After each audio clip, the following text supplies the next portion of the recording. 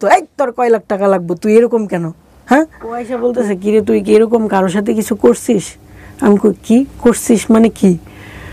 ডাক্তারে মনে হয় মেমোরি কার্ড দিয়ে ভৈরব পাঠাইছিল, তো ওনার মেমোরিতে দেখা গেছে যে এরকম একটা ভিডিও আসছে, ওইখানে তুই কোনো ছেলের সাথে। জি, আমার নাম সোমা আক্তার। সোমা আক্তার। আপনার বয়স কত? 30+। 30+। আপনার গল্পটা আমি সামাজিক যোগাযোগ মাধ্যমে প্রচার করব এবং আপনার চেহারাও দেখা যাবে। সমস্ত কিছু জেনে শুনে আপনি গল্পটা এখানে বলতে এসেছেন, এতে আপনার কোনো আপত্তি নাই। গল্প প্রচারের পরে যে কোনো ধরনের ইফেক্ট কিন্তু আমাদের যারা এখানে স্টোরি বলে যান তাদের জীবনে পড়তে পারে, পজিটিভ ও নেগেটিভও। এবং আপনি যখন এই যে ডিসক্লেমারটা সাইন করেছেন, লেটার অফ আন্ডারটেকিং যেটাকে আমরা বলি, সেখানে কিন্তু স্পষ্ট করে আপনি সমস্ত কিছু পড়েই তারপরে সাইন করেছেন। ঠিক আছে, খুবই গুরুত্বপূর্ণ একটা গল্প আজকের এই লাইফটা। আমি যতটুকু জানি, আমি আপনাদেরকে শুরুতেই আহ্বান জানাচ্ছি একটু মনোযোগ দিয়ে শোনার জন্য। জি, শুরু করুন। আমার আব্বা হচ্ছে সাইড কন্ট্রাক্টর, এইটার ভাটার যে কাঁচামাল পুরাই কাঁচামাল বানাই না, ওইটা সর্দারি করতো। আচ্ছা। তো 2-3টা ভাটা একসাথে কাজ করতো, প্রচুর টাকা ইনকাম করতো, কিন্তু মানে একটু অন্য নিশা ছিল, মানে জুয়া খেলতো আর কি। মাঝে মধ্যে দেখা যেত হাতে অনেক টাকা হয়ে গেছে, পরে কোনি নাই, কেউ একজন টান দিয়ে দিছে যে আই যায়, জানে যে জাহাঙ্গীর একটু বোকা শুকা, টান দিলে আজকে লাখ টাকা পাওয়া যাবো, টান দিয়ে নিয়ে যাইতো, হুট করে 1-1.5 লাখ টাকা রাত্রের বেলা দিয়ে এসে পড়তো। এগুলো আপনি নিজের চোখে দেখেছেন?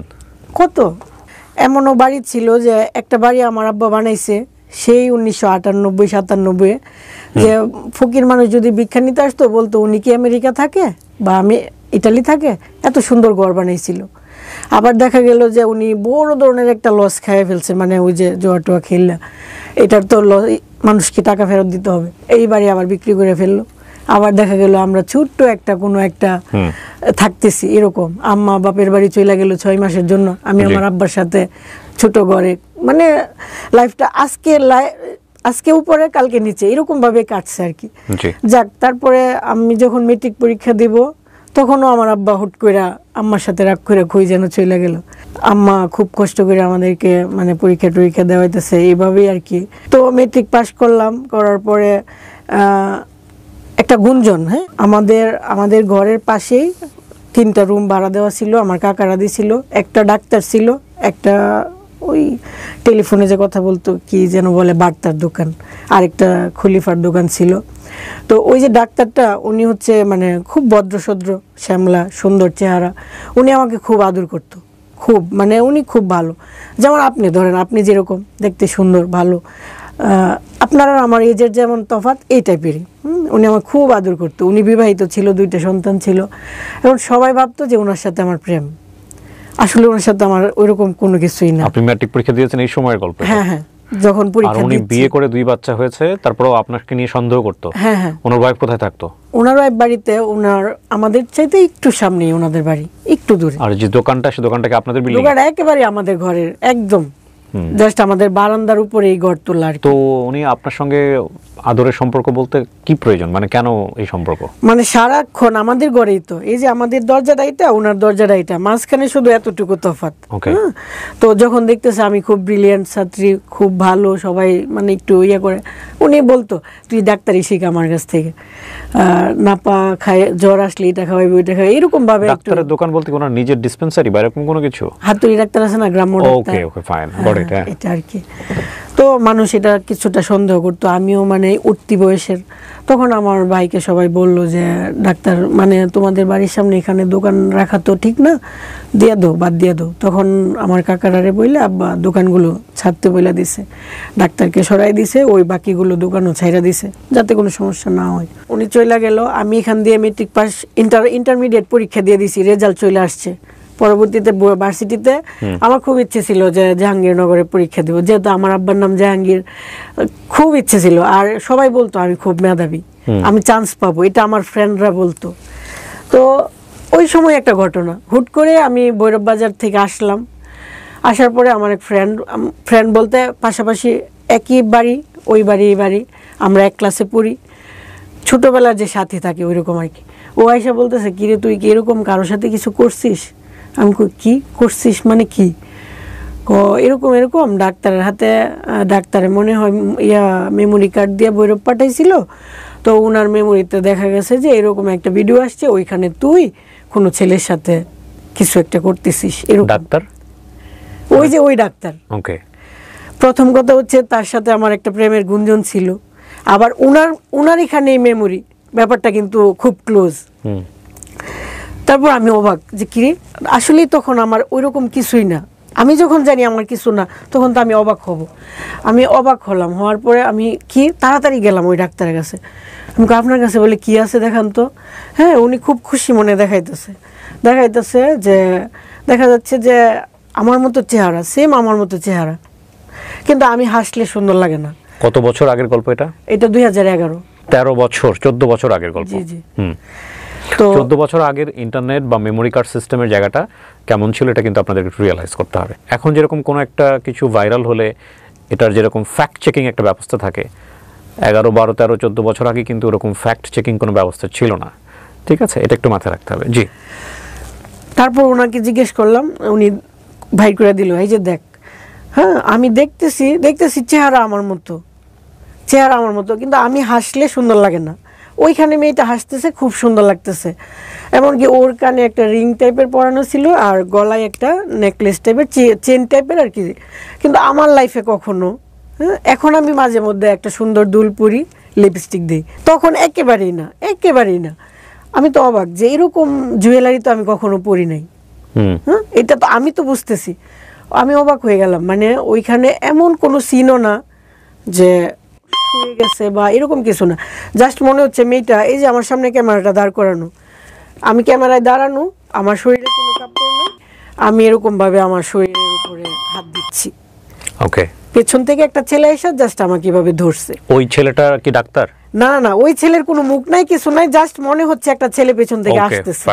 হ্যাঁ, তো 1 মিনিট 18 সেকেন্ড, এরপর আর কিছু নাই, এতটুকুই। কিন্তু আমি তো জানতেছি এরকম তো কখনোই কিছু না, মনে হচ্ছে একটা বাথরুম টাইপের ছোট্ট একটা রুম, এরকম কিছু একটা। তো ওই দিন মানে এত কাঁদছি যে বলার বাইরে, যে কি হয়েছে, এটা কি, আসলেই তো আমি এমন কিছু করি নাই। ধরেন আমি আপনার সাথে কিছু করলাম, আমি তো জানবো যে ওই রুমটা কেমন ছিল বা ওই দিন রাত বা দিন কি ছিল। আসলে তো এমন কিছুই হয় নাই, এটা কিভাবে সম্ভব? কিন্তু আমি দেখতেছি চেহারাটা আসলেই আমার মতো। হ্যাঁ, তারপরে আমি আসলাম, আইসা কান্নাকাটি করতেছি। আমার যে বেস্ট ফ্রেন্ড, হ্যাঁ, উনি আবার ওনার বাড়ির সামনে দিয়ে আসতেছি কান্না করে, উনি পেছন আসছে, কি হয়েছে তুই এমনি কান্দাছিস কেন? আমি আন্টি এমন হয়েছে। আমি তো আসলে এরকম, তুমি তো জানো, তুমি সব জানো, এরকম তো কখনোই না।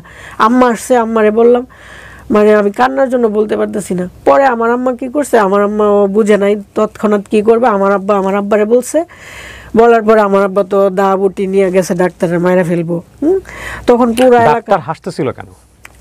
ডাক্তার হাসতেছিল বলতে উনি বুঝাইতেছে, এই যে দেখ, এখন তো তুই হয়ে গেছিস। মানে ডাক্তার আপনাকে কষ্ট করতে চাইবে কেন? যে ডাক্তার এত আপনার সঙ্গে ভালো সম্পর্ক, সে আপনার না, আমি এখনো বলতেছি, যেহেতু এটা ভিডিও সবাই দেখবে, ডাক্তার কখনোই খারাপ লোক না, উনি খুবই ভালো, ভদ্র, হ্যাঁ, ইনোসেন্ট খুব। কিন্তু উনি চাচ্ছে কি, উনি বুঝাইতেছে যে যেহেতু ভিডিওটা হয়েছে তার মানে আমি এমন কিছু করছি আর আমি হয়ে গেছি, আমি ভালো না। উনি বুঝাইতেছে যে তোরে তো আর কেউ বিয়ে করবো না, আচ্ছা ঠিক আছে আমি তোরে বিয়ে করবো। মানেটা কি? আপনার সঙ্গে যদি সম্পর্ক না থাকে, এখানে কয়েকটা বিষয় আছে, বিষয়গুলো যুক্তিতে আসতে হবে। হ্যাঁ, প্রথম কথা হচ্ছে, আপনার সঙ্গে যদি এরকম সম্পর্ক না থাকে, হুট করে তো উনি আপনাকে এরকম একটা ভিডিও দেখায় ব্ল্যাকমেইল করতে পারে না, যুক্তিতে আসতে হবে, নাম্বার 1। নাম্বার 2 হচ্ছে যে এই ভিডিওটা, খবরটা ডাক্তার আপনাকে দেখায়নি, খবরটা দিয়েছে অন্য আরেকজন। হ্যাঁ, ওই মেয়ে, তাই না? ওই মেয়েটা জানলো কিভাবে?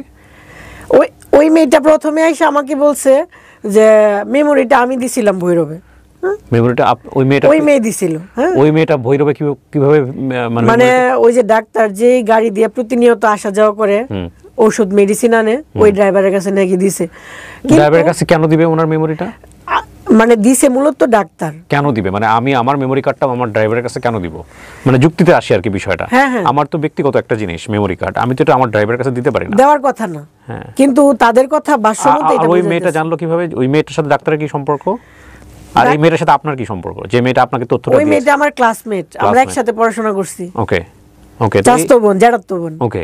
তো এই মেয়েটার কাছে, ডাক্তারের ঘরের সামনেই ওই মেয়ের ঘর, ডাক্তার যেখানে আবার নতুন ঘর নিছে, ওর সামনের বিল্ডিংটাই ওদের বিল্ডিং।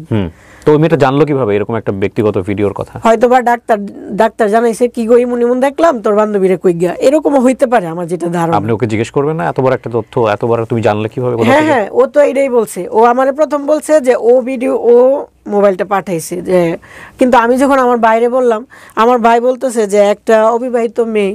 হ্যাঁ, আপনি ভাইয়ের প্রসঙ্গে পরে আসেন, আপনার বাবা দা নিয়ে মারতে গেছে ওই জায়গাটা থেকে আমি যাব, কিন্তু একটা জিনিস হচ্ছে কি গল্পের কিছু গাঁথনি থাকে।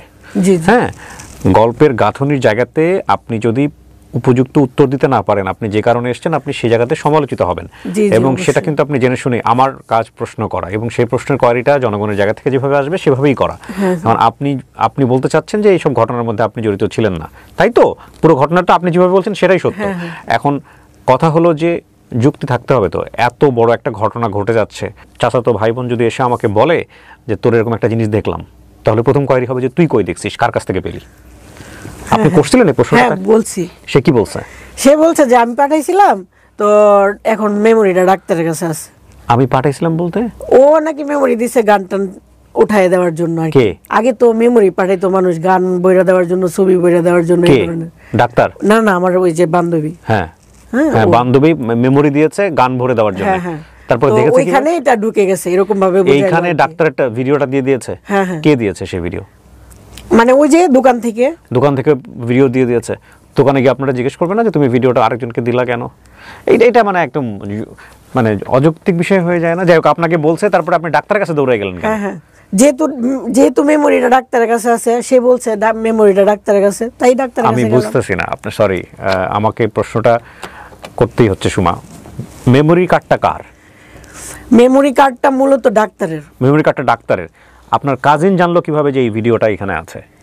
সে বলতেছে ডাক্তার ওরে ডাইকে না দেখাইছে যে দেখ এরকম এরকম।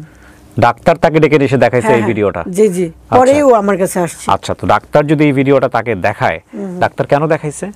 ডাক্তার দেখাইছে যে আমি কলঙ্কিত হব, সবাই জানবে। তো আপনি প্রথমে বললেন যে ডাক্তার তো আপনার সাথে খুবই ভালো সম্পর্ক, ডাক্তার আপনাকে আদর যত্ন করে, স্নেহের চোখে দেখে, তো চোখটা তো এরকম না, তাহলে এখন কেন এরকম করতেছে? এখন এরকম করতেছে মানে আমি তো ডাক্তারকে দুষতেছি না, যে উনি যেহেতু ভালো আমি ওনাকে খারাপ কেন বলবো? হ্যাঁ, এটা তো ভালো কাজ। কিন্তু উনি এমনও হয়েছে যে উনি আমাকে মেট্রিক পরীক্ষার আগে বা পরে হ্যাঁ, উনি আমাকে ওনার বোনের কাছে পাঠাইছিল। হ্যাঁ, ওনার বোন আসছিল আমাকে বিয়ের প্রস্তাব দেওয়ার জন্য। তো আপনাকে তো আপনি বলেন না কেন শুরুতে? বিয়ে পর্যন্ত চলে গেছে উনি, বিবাহিত মানুষ আপনাকে বিয়ে করতে চাচ্ছে, তাহলে লোকজন আশেপাশে মানে আমার আব্বা গরিব, আমরা গরিব। হ্যাঁ, উনি দুইটা বউ পালতে চাইতেছে, ওনার বউ টাউন থেকে আসছে, ওনাকে তেমন একটা মূল্যায়ন করতেছে না, উনি এটা বুঝাইয়া উনি আমাকে বিয়ের প্রস্তাব দিছিল।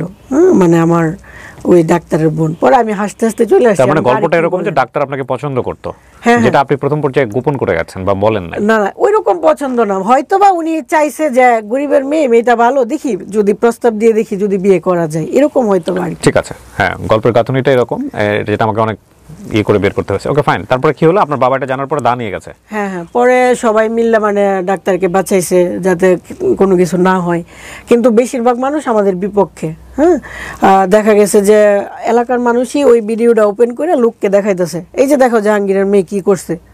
এখন আমার কথা হচ্ছে, আমি তো তাদের এলাকার মেয়ে, আমি একটা কিছু খারাপ করলেও তো তারা এইভাবে দেখাইতে পারে না, কিন্তু তারাই মানে আমাকে উল্টা আরো খারাপ বানাইতেছে বা আমার বিপক্ষে যাচ্ছে, এরকম আর কি।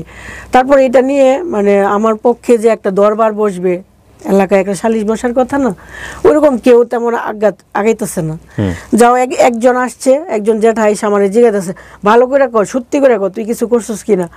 মানে আমি তখন এরকম ডিপ্রেশনে পড়ে গেছি, আমার আর মানে নিজের এক্সপ্লেন করতে ইচ্ছা হইতেছে না।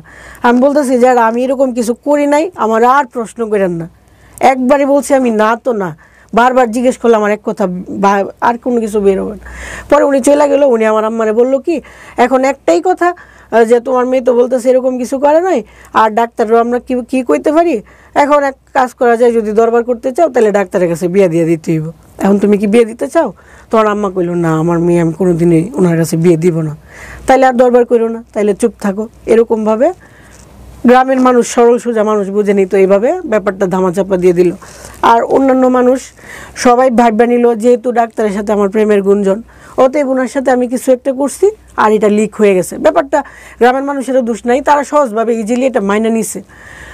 তো আমার কাছে কেউ কখনো আসে নাই যে আসলে তুমি এটা করছো, আর আমি কাউকে বলবো যে আসলে আমি এমন করি নাই। সবাই দেখতাম যে আমাকে মানে ঘৃণা করতে লাগলো। আপনি তখন ইন্টারমিডিয়েট পাস করে ফেলছি। কিসে পড়েন তখন আপনি? ইন্টারমিডিয়েট পাশের পরে মাস ওই যে গ্যাপ থাকে না, পরীক্ষা দিয়ে গ্যাপ, মানে রেজাল্ট বের হয়নি। তখন আমি আর পরীক্ষাটা দেই নাই, ভার্সিটি পরীক্ষা দেই নাই, রাগ করে যে আমি আর পড়াশোনা করে কি হবে, বা এমন একটা ভেতরে আসছে আর কি যে আমার লাইফটাই তো শেষ, আর পড়াশোনা করি নাই। পরে সবাই যখন এমনি এমনি বলবে বা আমার মন খারাপ হবে, তখন সবাই বললো যে আচ্ছা তো কয়েকদিন নানি বাড়িতে থাকো। তখন আমি প্রায় মনে হয় 9 মাস বা 1 বছর নানু বাড়িতে ছিলাম, পাশের গ্রামে, খুব দূরে না, যাতে করে মানুষের সামনে বেরোতে না হয়। হ্যাঁ, খারাপ লাগে না, মানুষ সেটা বলবে, কিন্তু ওই যে একটা দরবার হলো না, আমি নিজেকে প্রুভ করতে পারলাম না, সবাই ভেবে নিল এটা সত্যই। আমি হাতে গোনা কয়েকজন মানুষ পেলাম যারা আমার সাপোর্ট করছে, যারা আমাকে রাস্তায় দেখা হইলে কিরে এরকম তো তুই না, এটা তো হওয়ার কথা। হাসাহাসি করতো লোকজন দেখলে আপনাকে দূর থেকে, মনে হচ্ছে হাসাহাসি করতো? আরে কত হাসাহাসি করতো, মানে রাস্তা দিয়ে বের হইতাম, মানুষ এভাবে তাকায় থাকতো, মানে ওনার তাকানোটা দেখলে মনে হতো যে আমি, মানে সবার মোবাইলে হচ্ছে হলো এগুলো ঘুরে বেড়াচ্ছে।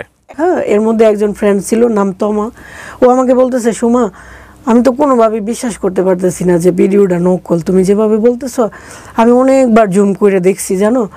তো আমার এখানে একটা তিল ছিল অনেক বড়, এখন রিমুভ করে ফেলছি। আমি তুমি আরেকটু জুম করে দেখো তো এখানে একটা তিল আছে কিনা। তো ও বলতেছে আচ্ছা ওইটা তো খেয়াল করি নাই, আচ্ছা দেখ মনে। আমি বলি আচ্ছা দেখার সময় তো পরে পাও কি না পাও, তুমি এক কাজ করো। তখন ওর সাথে যখন কথা বলতেছি পেছনে একটা স্টুডিও, আমি বলতেছি তুমি আমার এত কাছের, হ্যাঁ আমি একটা অন্যায় করলেও তো তোমার কাছে গোপনে বলতে পারি যে হ্যাঁ ওর সাথে অনেক কিছু হয়েছে, ফ্রেন্ডের সাথে বলা তো খুব মানে কষ্ট কিছু না। তো তুমি আমাকে অবিশ্বাস করতেছো, জানো খুব কষ্ট লাগতেছে, চলো আমি স্টুডিওতে যাই, হ্যাঁ আমি তোমাকে একটা জিনিস দেখাইতে চাই। তখন স্টুডিওতে তো আলাদা রুম থাকে যেখানে মানুষ কাপড় চোপড় চেঞ্জ করে, ওইখানে গিয়ে আমি উপর করলাম, হয় মানে ওই ফ্রেন্ডের, আপনার ফ্রেন্ডকে বোঝানোর জন্য, যেহেতু মেয়ে ফ্রেন্ড। আমি তখন মানে হয়তো একটু খারাপ লাগছে যে আমার এত কাছের ফ্রেন্ডকেও আমার শরীরটা দেখাইতে হইতেছে, মানে বোঝানোর জন্য যে না দেখো মিল নাই, তফাৎটা তুমি দেখো। ওকে, তখন আমি ওরে বললাম তুমি এখন বলো তোমার বিশ্বাস হয়েছে কি না। তখন আমার ফ্রেন্ড বলছে কি বলো, আকাশ আর পাতাল, আকাশ পাতাল ব্যবধান, ওইটা কি আর এটা কি, আমি কি দেখলাম। আর তোমারে জানো তোমার আমাদের এলাকার সবাই বলতেছে, সবাই কইতো সুমা কত ভালো মেয়ে, সুমা কত ভালো মেয়ে, আর আজকে দিয়ে একেবারে লিক। এটা সম্ভবত একটা ছবির কথা মনে পড়ে গেল রিসেন্টলি আমার, ইউটিউবার সম্ভবত ছবিটার নাম, এটা চরকিতে আছে, আপনারা দেখে নিন। শেষ পর্যন্ত এই ভিডিওটা যে তার না এটা প্রমাণ করার জন্য সে পরনের কাপড় খুলে দেখায়। এখানে অভিনয় করেছিল বিখ্যাত একজন সিঙ্গার, কে রাইট নাও নাম মনে করতো, এটা আদনান আল রাজীবের ছবি সম্ভবত, ইউটিউবার, যদি সুযোগ হয় আপনারা দেখে নিন। হ্যাঁ, এখানে আফ্রিদি অভিনয় করেছে, আরও ওই যে রিসেন্টলি খুব ভালো করছে গানে, আমার নাম মনে রাখতে খুব সমস্যা হয়, খালিদ হাসান মিলুর ছেলে, না জেফার না, খালিদ হাসান, প্রীতম অভিনয় করেছে আমি যদি ভুল না করে থাকি।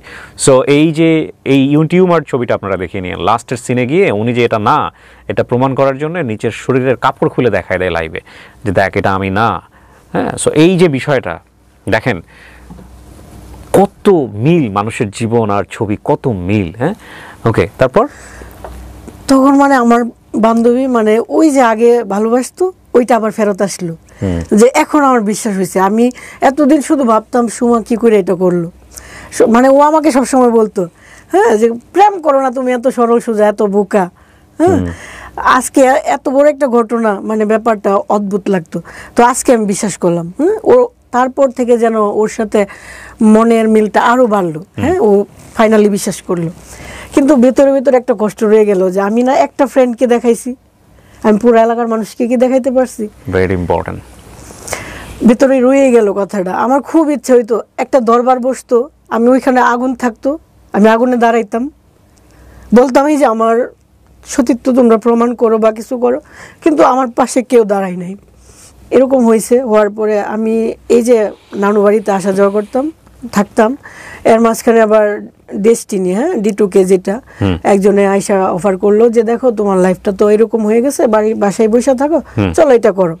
লেখাপড়া তখন একদম অফ করে দিয়েছেন? হ্যাঁ, এই ঘটনার পরে লেখাপড়া অফ হয়ে গেল। হ্যাঁ, আমি আর করি নাই, ইচ্ছা করেই করি নাই। পরে D2K তে জয়েন করলাম, করার পরে D2K তে জয়েন করলে কিন্তু এখানে যেতে হয়। D2K কি? ডেস্টিনি 2000 লিমিটেড, যেটা MLM কোম্পানি। ওকে। এখানে ওখানে যাইতে হয়। তো কাজের প্রয়োজনে অনেক দিন পর নিজের এলাকায় ঢুকলাম। এলাকায় তো আসি না, খারাপ লাগে। নানুর বাড়িতে থাকতেন? হ্যাঁ হ্যাঁ, লোকে এইভাবে তাকায় থাকে। যেদিন প্রথম ঢুকছি এলাকায়, আমার সাথে কেউ কথা বলে না তেমন একটা, যারা আগে খুব ভালোবাসতো তারাও না। তো আমাদের ইব্রাহিমপুর বাজার আছে, ওই বাজারে একটা ডাক্তার আছে, চপল ডাক্তার। হ্যাঁ, চপল ডাক্তার না হঠাৎ করে আমার বলতেছে, কি গো বোন, কেমন আছো তুমি, ভালো আছো? মানে ওই দিন না, সত্যি কথা, মানে আমার ইচ্ছে হয়েছিল যে নতুন করে বাচ্চার যে কেউ আমাকে ভালোবাসছে, মানে এত খুশি হয়েছি আমি বলার বাইরে, যে আমাকে সবাই ঘৃণা করতেছে আর উনি আমাকে যে ডাক দিছে, আমি এত খুশি হয়েছি যে বলার মতো না। এরপরে আস্তে আস্তে নিজের এলাকায় আসলাম, কে কি বললো দেখলাম না, মানুষ হাসাহাসি করতেছে, মাঝে মধ্যে ডায়েরিতে লিখতাম। এমন হয়তো আমি হাঁটতেছি, লোকটা আরেকজনের সাথে কথা বলতেছে, কথার ফাঁকে বলতেছে, কিরে রুবিন, আয় দেখে যা 12 বেলা মালাইছে। আশ্চর্য হয়ে গেলাম, মানে কি বলতেছে 12 বেলা, সে তো বহুত কথা।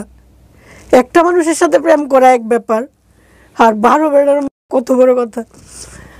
আমি আকাশের দিকে তাকাই থাকতাম, পানিগুলো পড়তে দিতাম না, মানে আমি খুব কান্না কম করার চেষ্টা করতাম। মানে এমনও হইতো যে আমি যাদের বাড়িতে যাই পড়াশোনা করতাম, যে সেও ক্লাসমেট আমিও ক্লাসমেট, একসাথে পড়তাম, 2-3টা বাড়ি পার হইলেই তাদের বাড়ি, ওর বাড়িতে যাই পড়তাম। ওর বাড়িতে যখন 1 বছর পরে গেলাম, পাশে ওর বাড়ির আশেপাশের মেয়েরা কিন্তু আমাকে চিনে, যে এটা সানজিদার বান্ধবী। ওই মেয়েটা দেখে আমাকে এমন ভাবে হাসতেছে, মানে বাংলার সানি লিওন আসছে, হাসতেছে, হাসি দেখে আমার মানে আর হাঁটতে ইচ্ছে হইতেছে না। মানে যে মানুষটা আগে আসলে বলতো ভালো আছেন, কি করেন, সে এখন এমন ভাবে হাসতেছে। তারপরে আমি রাস্তা দিয়ে গেলে অনেকে বলতো, তোমার ফোন নাম্বারটা দেও তো। কোনো কথা নেই, বার্তা নেই, ডিরেক্ট আমি ইচ্ছে করে দিছি। কেন দিছি? কারণ ভিতরে কিছু কথা জমা থাকুক, সে কি বলতে চায় আমি দেখি। আমার আব্বার চাইতে হয়তো 5 বছরের বড়, জ্যাঠা লাগে আশপাশ এলাকার। ফোন দিছে, হ্যাঁ জ্যাঠা, নাম্বার নিয়েছিলেন কেন, কি বলবেন? আসো না একদিন রাত্রে আমাদের বাসায়।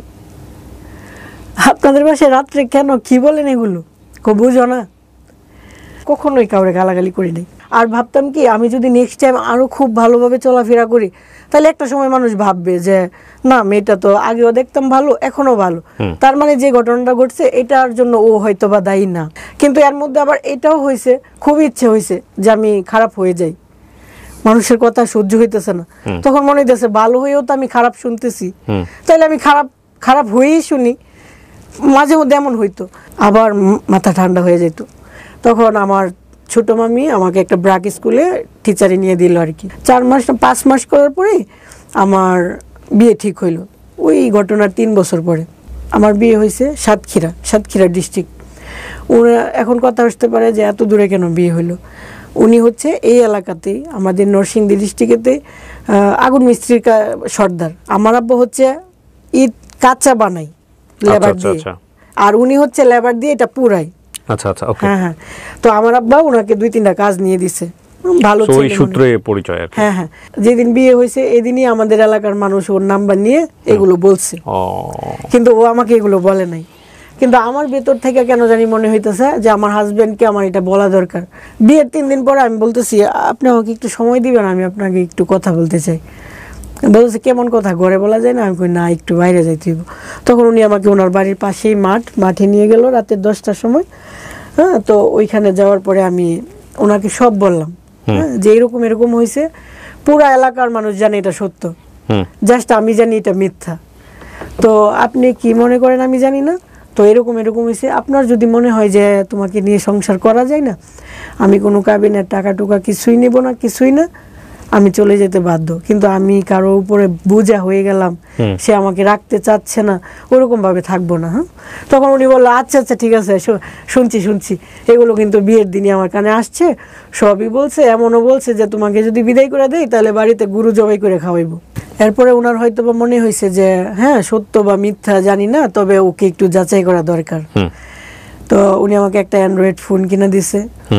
ফোনের মধ্যে হয়তোবা উনি রেকর্ডিং চালু করে রাখছে যে আমি গোপনে কারোর সাথে কথা টথা বলি কিনা, এই ধরনের, আর আমার চলাফেরাটা কেমন। এই 4 মাসের ভিতরে তুমি তোমার আম্মা আর বোনের সাথে বাদে কারোর সাথে কথা বলো নাই। আর তুমি তুমি যে ইন্টারমিডিয়েট পাস বা তোমাদের ভালো ফ্যামিলি, এটা আমাদের এলাকায় কখনোই এরকম গর্ব করে চলো নাই। খুব সাধারণ চলাফেরা, কখনো দেখি না একটু নতুন বউ সাজুগুজু করতে, বা একেবারে ন্যাচারাল। আমি মন থেকে বিশ্বাস করি যে তুমি এটা কখনোই করো নাই। তো উনি এই ব্যাপারে কোনো দিন আমাকে একটা বাজে কথা বলে নাই, মন্তব্য করে নাই, এটা আসেই নাই কোনোদিন কথা। আমি আবার ওনাকে বলছি যে আমি একটা প্রমাণ আপনাকে দেব, শুধু যে মুখ দিয়ে বলছি তা না, কিন্তু প্রমাণটার সময় আসলে আমি আপনাকে দেব। পরে মেয়ে হয়েছে, মেয়ে হওয়ার 16 দিন পরে আমি বাসায় গেছি ওর সাথে। 16 দিন পর্যন্ত বাবার বাড়ি ছিলাম, 16 দিন পরে বাসায় গেছি। তখন ওরে আমি বললাম যে দেখো, আমি একদিন বলছিলাম না যে তোমাকে প্রমাণ দিব, ওই যে একটা সময় আসলেই প্রমাণ দিব, আজকে ওই সময়টা আসছে, তো তুমি বর্ষ আসতেছি। তখন আমি উজু টুজু করে আসলাম, একটা কোরআন শরীফ নিয়ে আসলাম, আর আমার মেয়ের সামনে একটা মায়ের কাছে একটা বাচ্চার চাইতে বড় তো আর কিছু হইতে পারে না। বাচ্চাটাকে কুলে নিলাম, কোরআন শরীফটা এক পাশে রাখলাম, ওরে বললাম জানি হয়তো বা আপনার মনে প্রশ্ন থাকতে পারে যে আসলে কি আমার বউ এটা করছে কি না। এই যে আমার মেয়েটাকে ধরা, 16 দিনের একটা বাচ্চা, নিষ্পাপ বাচ্চা, এই বাচ্চাটাকে ধরা, আর আমার আব্বা আর আমার আম্মা আছে। যদি আমি ওই ঘটনার সাথে জড়িত থাকি, ওইটা যদি আমি হয়ে থাকি, তাহলে যেন আমার এই বাচ্চাটা, আমার আব্বা আর আম্মা আজকের ভিতরেই যেন মারা যায়। এরপরেও যদি তোমার ভিতর থেকে সন্দেহ দূর না হয়, আমার তো আর কিছু করার নাই। ঘটনার পরিক্রমায় এটা ওনার লাইফের ঘটনা, এবং উনি আসলে কি বোঝাতে চেয়েছেন সেটার জন্য উনি এটা বললেন, এবং আমরা এটা তুলে ধরছি। বাট এটা অনেকেই করেন, গ্রাম অঞ্চলে এটা প্রচলিত আছে। আমার এই গল্পগুলো আপামর জনসাধারণ যেহেতু শোনেন, সেই জায়গা থেকে আমি একটু সতর্ক করছি, এই ধরনের কসম কাটা একেবারেই নিয়ম নাই, এবং এটা এক ধরনের অপরাধ ধর্মীয়ভাবে, এবং এটাতে কিন্তু গুনাহ হয়। সো এটা করা যাবে না। কসম শুধু কাটতে হবে আল্লাহর নামে, এছাড়া কারো নামেই বা কোনো বস্তুর নামে, ইভেন কোরআন শরীফ ধরেও কসম কাটার কোনো নিয়ম নাই। জি বলেন। ঠিক আছে, আমরা একসাথে থাকতেছি, সংসার করতেছি ভালো, হঠাৎ করে দেখি ও কিসের যেন ট্যাবলেট খাইবে। হঠাৎ করে দেখলেন? হ্যাঁ। আচ্ছা, এতদিন কোনো কিছু ছিল না, হঠাৎ করে ট্যাবলেট খাচ্ছে। হ্যাঁ, তোমার কি হয়েছে, আপনার কি হয়েছে? তখন উনি বলতেছে যে আমার কিছু একটা হয়েছে, বড় একটা কিছু হয়েছে। আমি ভাবতাম এটা ইয়ার্কি মারতেছে। আচ্ছা, পরবর্তীতে একদিন যখন ছোট বাচ্চা রুমে রাখা, তো আমি একা একা বের হতে পারি না। ও ভাবছে আমি বের হব না, বাহিরে বৃষ্টি আসবে, সেজন্য আমার বাহির থেকে কাপড় নেওয়ার জন্য বাইরে বের হইতেছে। আর ওই সময় ও বাথরুমে গোসল করতেছে, দরজাটা লাগাই নাই। আমি যাই দেখি যে ওর এই হাতে ঠিক এই জায়গাটাই মাংস নাই, এতটুকু গর্ত হয়ে গেছে, লাল। আমি তো অবাক, এটার জন্য আপনি মেডিসিন খাইতেছেন? আপনি তো আমারে বলেন নাই। পরে বলতেছে আজকে যেহেতু দেখে ফেলছো, তো দেখো, হাত বের করে দেখাইতেছে, ঠিক এতটুকু গর্ত হয়ে গেছে, ভেতর থেকে মাংস চলে আসতেছে। ওর হাতটা পুরা ছিল, ছোটবেলায় পুড়ে গেছিল। তো ওই পুরা মাংসের উপরে এভাবে চুলকানি দিতে যায়, ওই চুলকানোর জায়গাটা এরকম হয়ে যাইতেছে, ভেতর থেকে মাংস পুচে বাইরেতেছে। কিন্তু ও আমাকে দেখায় নাই, যেহেতু আমি নতুন বউ, আমি যদি চলে যাই।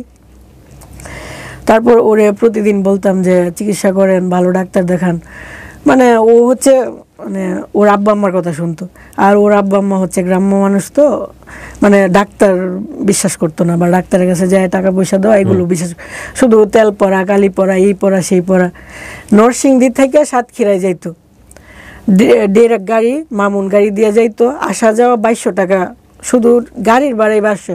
ওইখান থেকে নামার পরে যে আরও সিএনজি ভাড়া টাড়া, এগুলো মিলায় 2500 টাকার উপরে তার গাড়ি ভাড়া। ওইটা খরচ করে সে একটা কালি পরা আনতে যাইতো, একটা ডাবের পানি পরা আনতে যাইতো, আইনা এখানে লাগাইতো।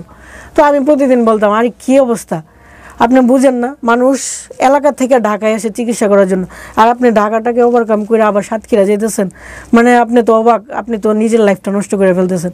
কিন্তু ও একবার বুঝে, আবার বুঝে না, ওর আম্মা যা বলে, আব্বা যা বলে তাই। তো এই করতে করতে এই যে এতটুকু থেকে ঘাটা আস্তে আস্তে আস্তে আস্তে এত বড় হয়ে যাচ্ছে, হাত পৌঁছে যেতেছে, ঘুম থেকে উঠেই দেখি 1 ইঞ্চি বাইরে যেতেছে, 4-5 দিন, পরের দিন আরো 1 ইঞ্চি, এরকম।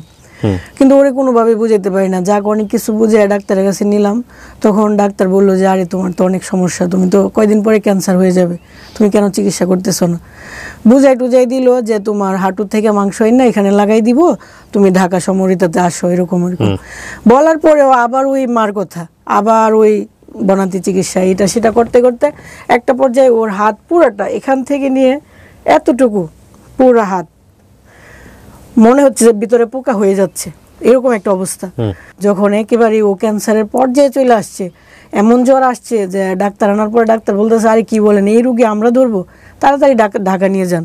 পরে অ্যাম্বুলেন্স নিয়ে ভোরবেলা ঢাকা গেলাম মহাখালী ক্যান্সার হাসপাতালে। পরে ডাক্তার দেখে বলতেছে আর এটা তো অলরেডি ক্যান্সার হয়ে গেছে, আমরা টেস্ট না করেও বলতে পারি।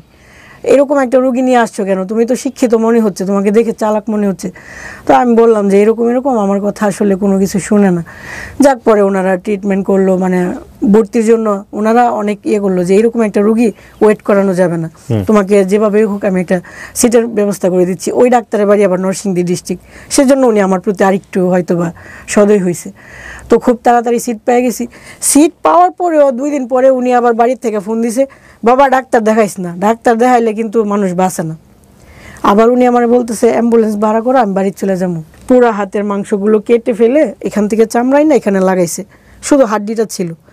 তারপরে বললো তাড়াতাড়ি মাছ মাংস খাওয়ানোর জন্য। অনেক খাওয়ানোর পরে এখানে সুন্দর হয়ে গেছে হাতটা।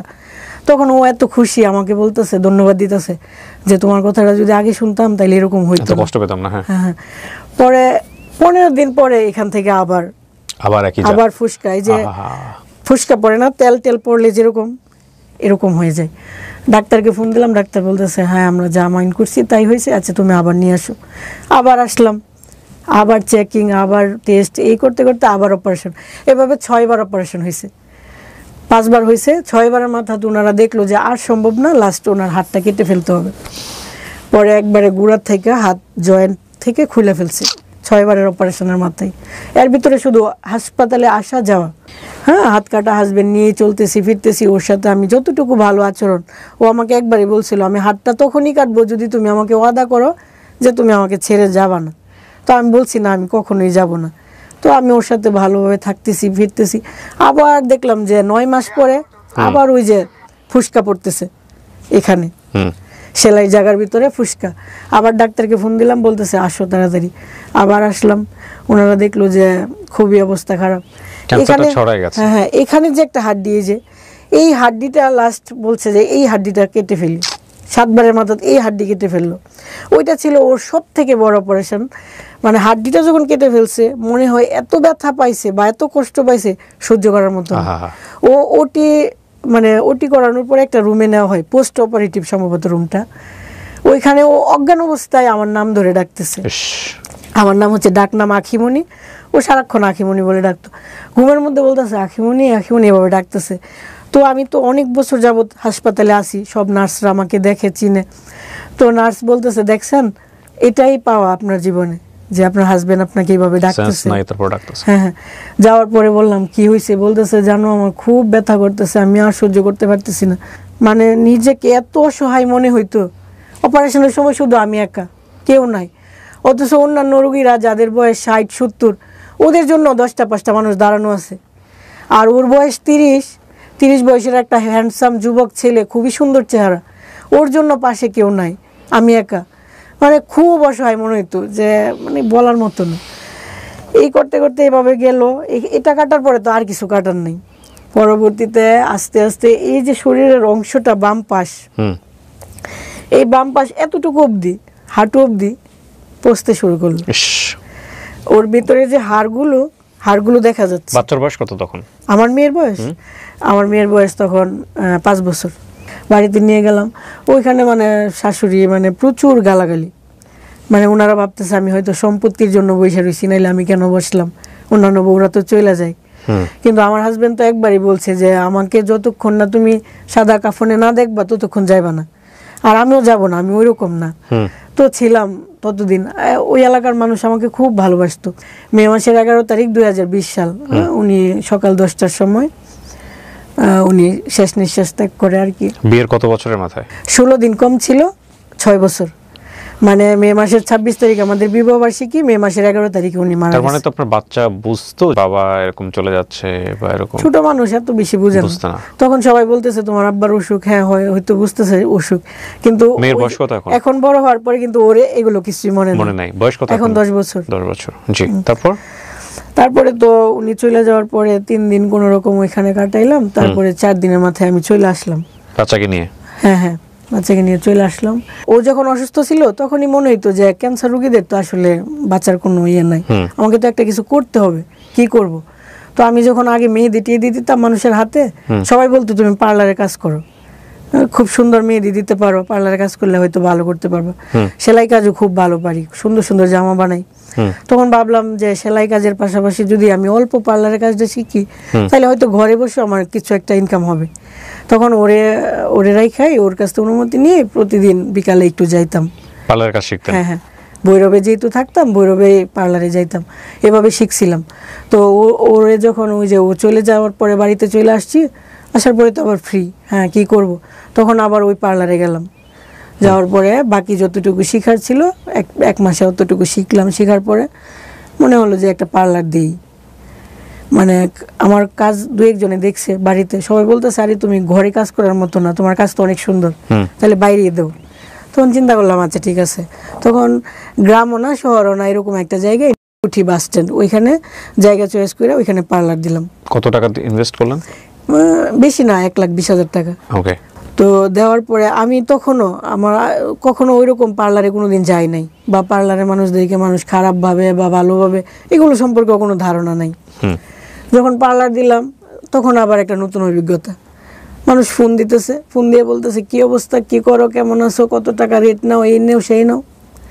মানে আমি তো আবার নতুন অভিজ্ঞতা, আর কি বলে এগুলো।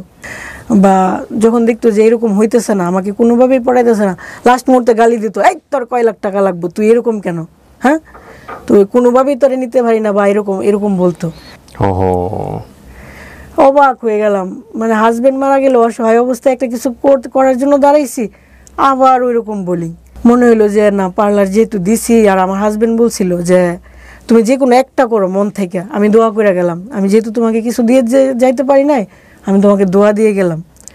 তো ওইটা চিন্তা করে থাকলাম যে লোকে যা বলে বলুক, হ্যাঁ আমি করতে থাকি। পেটে ভাত না গেলে তো আসলে আপনি ভাত নিয়ে দাঁড়াবেন না মানুষটার পাশে, কিন্তু আপনি কথা বলতে আসলে কোনো সমস্যা নাই, কথা বলতে পারি, আমরা করতে থাকি এভাবে আস্তে আস্তে। মানে আমারও পার্লার, আমরা আসলে জাতি হিসেবে খুবই পরশ্রী কাতর। একজন মানুষের উন্নতি দেখলে আমাদের সহ্য হয় না, আমরা ভেতরে ভেতরে দুমড়ে মুচড়ে যাই, এক ধরনের অসহায়ত্বে ভুগি। হ্যাঁ, মানে সে উন্নতি করে ফেলতেছে, এটা আমাদেরকে প্রচণ্ড মনোকষ্ট দেয়। ঠিক আছে, আবার কারো অবনতি দেখলে উল্টা ফিলিংস হয় যে ঠিক আছে, একদম ভিতরে ভিতরে একদম অন্য রকমের একটা কি বলা যেতে পারে পার্শ্ববীয় আনন্দ হয়। সো এই যে দেখেন, আমাদের ফেসবুকের দিকে তাকাবেন, যে কমেন্টস করার জন্যে, মানে যে কোনো ভিডিওর নিচে কমেন্টস করার জন্যে, জ্ঞান দেবার জন্য, মানে এই দেশের খালি জ্ঞানী আর গুণীর জন্ম। মানে দেখলে মনে হয় যে ফেসবুকের ভিডিওর নিচে, যখন একটা ভিডিওর নিচে কমেন্টসগুলো দেখলে মনে হয় এই যে দেশে শুধু জ্ঞানী আর গুণী, কোনো সাধারণ মানুষ নাই। কিন্তু আনফর্চুনেটলি এদের প্রত্যেকেরই জীবন, ইনক্লুডিং মি, আমি সবাইকে বলছি, কাউকে মানে প্রত্যেকের জীবনেই দেখা গেল যে বিষয়ে জ্ঞান দিচ্ছে তার চাইতেও বড় বড় ফল্ট আছে, ফ্যাক্টটাকে রিয়েলাইজ করাটা জরুরি। দেখুন, যে মানুষটা রুটি রুজির সন্ধান করছে, ওই মানুষটা কোন পরিস্থিতিতে পড়ে এই কাজটা করছে সেটা যদি আপনি না জেনে তাকে যদি বিরূপ মন্তব্য করেন, বাজে কথা বলেন, সেটা অত্যন্ত দুঃখজনক, খুবই দুঃখজনক। শুধরে দেওয়ার প্রয়োজন আছে, শুধরে সমাজ দেবে, শুধরে আমরা সবাই দিব, কিন্তু শুধরানোর বিষয়টা যেন এমন না হয় যে বলে না যে পরিষ্কার করার জন্য এমন সাবান ব্যবহার করলেন যে দেখা গেল স্কিনে পচন ধরে গেছে, এটা এরকম হলে তো বিপদ। তো শুধরে দিব, কিন্তু এমন হবে না যে শুধরে দিতে গিয়ে আপনি সম্ভাবনাটাকেই মেরে ফেললেন, এটা করেন না, যেটা আমরা করি। বিশেষ করে আমাদের সমাজের নারীরা অনেক বেশি ভিকটিম হয় এই জায়গাগুলোতে, খুব বেশি ভিকটিম হয়। জি, পরবর্তীতে 4 বছর গেল, পার্লারের বয়স 4 বছর গেল, ইনশাল্লাহ গ্রাম এলাকায় আমার এত সুনাম আমার পার্লারের, তো খুব ভালো আছি, ভালোভাবে চলতেছি। হঠাৎ করেই মানে একটা ছেলে আমার পার্লারে আসলো, মানে আমার কারেন্ট নষ্ট হয়ে গেছিল, ও আসছিল কারেন্ট ঠিক করতে। চিন্তা আগে থেকে ওনাকে? হ্যাঁ, আগে থেকে বলতে কথা হয় নাই, বাট আমাদের দোকানের সামনের দোকানেই একটা দোকানে উনি কর্মচারী, ডেকোরেশনের দোকানের। জি। তো ওই ডেকোরেশনের দোকানের বন্ধুর বোন আসছিল পার্লারে সাজতে, যেহেতু কারেন্ট নাই আমি ভালো করে সাজাতে পারবো না, তো ওরা বলছিলাম যে কারেন্ট ঠিক করে দেন, উনি দোকানের ওই ছেলেটাকে পাঠাইলো। তো ওই ছেলেটা আবার ওই যে নসিমন গাড়ি আছে না, নসিমন গাড়ি, ভ্যান গাড়ির মতো যে, ওই গাড়ি চালাইতো, মানে ওই ডেকোরেশনের মালামাল আনা নেওয়া করতো। তো উনি আমাকে জিজ্ঞেস করতেছে ম্যাডামের বাড়ি কোথায় বা কি করেন। তো উনি এক পর্যায়ে জানলো আমার হাজবেন্ড মারা গেছে, বা ওনাকে জিজ্ঞেস করলাম আপনাদের বাড়ি কোথায়, উনি বলতেছে আমার বাড়ি ময়মনসিংহ। এত দূরে, তাহলে এখানে কোথায় থাকেন, বউ নিয়ে থাকেন? না, আমি বিয়ে করি নাই, আমি এখানে একজনের বাসায় থাকি। পরবর্তীতে কারেন্ট ঠিক হয় নাই, উনি আবার 15 দিন পরে ওনার সাথে দেখা হয়েছে, আমি কারেন্ট তো ঠিক হয় নাই, বলছে আচ্ছা ঠিক আছে আমি আরেকদিন ঠিক করে দেবো।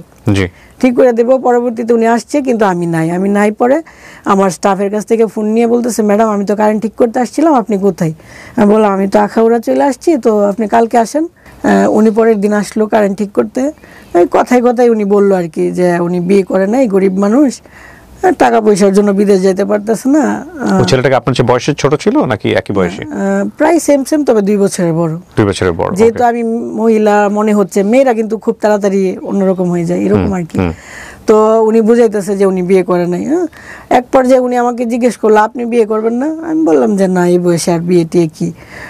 না না, মন খুলে বলেন, বের করে দিতে পারি। তখন আমরা আমার স্টাফ ছিল, ইয়ার কি মেয়েরা বলতেছে হ্যাঁ বের করেন না, ভালো জামাই পাইলে আপুরে বিয়ে দিব না কেন। আর উনি বলতেছে ওনার জন্য বউ দেখতে। তো আমার কাছে কেউ কিছু বললে আমি করি কি, আমি না করি না, বলে আচ্ছা ঠিক আছে দেখ মনে। পরবর্তীতে উনি রাত্রেবেলা আমাকে ফোন দিয়েছে যে আমার জন্য বউ দেখছে। আমি আরে কি বলেন, আজকে বলছেন, আজকে কি বউ দেখা সম্ভব? আচ্ছা আমার পার্লারে যদি এরকম মেয়ে আসে আমি জানাবো আপনাকে। উনি হুট করে এর ভিতরে বলতেছে আমি না অনেক কিছু ভাইবা চিন্তা দেখলাম, আপনার তো আগে অনেক ভালো জায়গায় বিয়ে হয়েছিল, তো এখন যেহেতু একটা মেয়ে আছে বা একটু বয়স বাইরে গেছে, এখন তো হুট করে আর ভালো জায়গা হয় না, হয়তো একটু প্রবলেম মাইনা নিতে হবে। আমি যেহেতু অবিবাহিত আর আমি একটু গরিব, আপনি কি মানতে অসুবিধা আছে? আমি আপনাকে বিয়ে করব। কয়দিনের মাথায় কথা বলছে এটা? ওই তৃতীয় দিন। পরিচয় তৃতীয় দিনের মাথায়? পরিচয় উনি তো কারেন্ট ঠিক করে গেছিল 1 মাস আগে, এরপরে দ্বিতীয়বার আবার আসছিল। তৃতীয়বারের বারে কথা বলছে? তৃতীয়বার মাথায়। মানে আপনার সাথে কথোপকথন হচ্ছে, ফোন দেওয়ার নাম্বার দেওয়ার 2-1 দিনের মধ্যেই কথোপকথন? উনি বলছে সরাসরি বিয়ের প্রস্তাব? সরাসরি বিয়ের প্রস্তাব। তো বিয়ের প্রস্তাব দিছে বলেই যে এটা সঠিক তা না।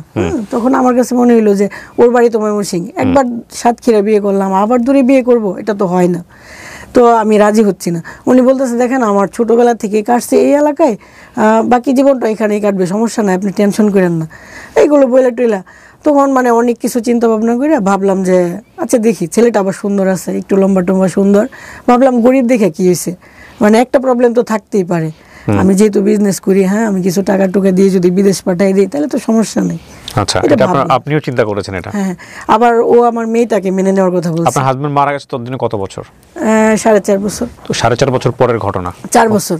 4 বছর পরের ঘটনা। ওকে, যাক কথা টথা হইলো। আমার কথা হচ্ছে কথা বইলা দেখি, ভাল লাগলে হইলো, নাইলে না, সমস্যা নেই। কথা বলতেছি, কিন্তু উনি না, মানে আমি তো ওই যে একটা ঘটনা ঘটে গেছে অতীতে, এরপরে তো আমি কারোর সাথে ওইরকম ভাবে ভালোবাসি নাই, কাউকে মন দেই নাই বা ওইরকম না।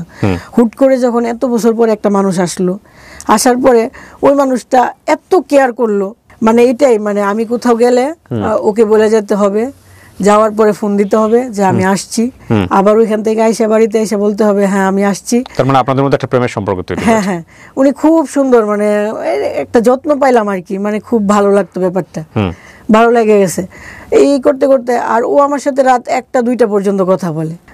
হুট করেই একদিন একটা ওর নাম্বারেই ফোন আসলো, দেখি মেয়ের কণ্ঠ, বলতেছে আপু। ওর নাম্বারে ফোন আসলো কিভাবে? ওর নাম্বারে ফোন আপনি শুনলেন কিভাবে? সকালবেলা ফোন আসলো 10টা-11টার দিকে। তখন কোথায় আপনার সাথে? ও মনে হয় কোনো কাজে গেছে, ঘরে মোবাইল রেখে। আপনার ঘরে মোবাইল রেখে? না, ওর বাড়িতে।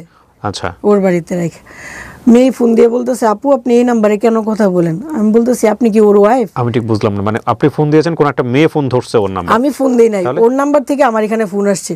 আমি হ্যালো বললাম, দেখি ওর কণ্ঠ না মেয়ের কণ্ঠ। ওকে, যেহেতু মেয়ের কণ্ঠ, আমি প্রথমেই বললাম আপনি কি ওর ওয়াইফ?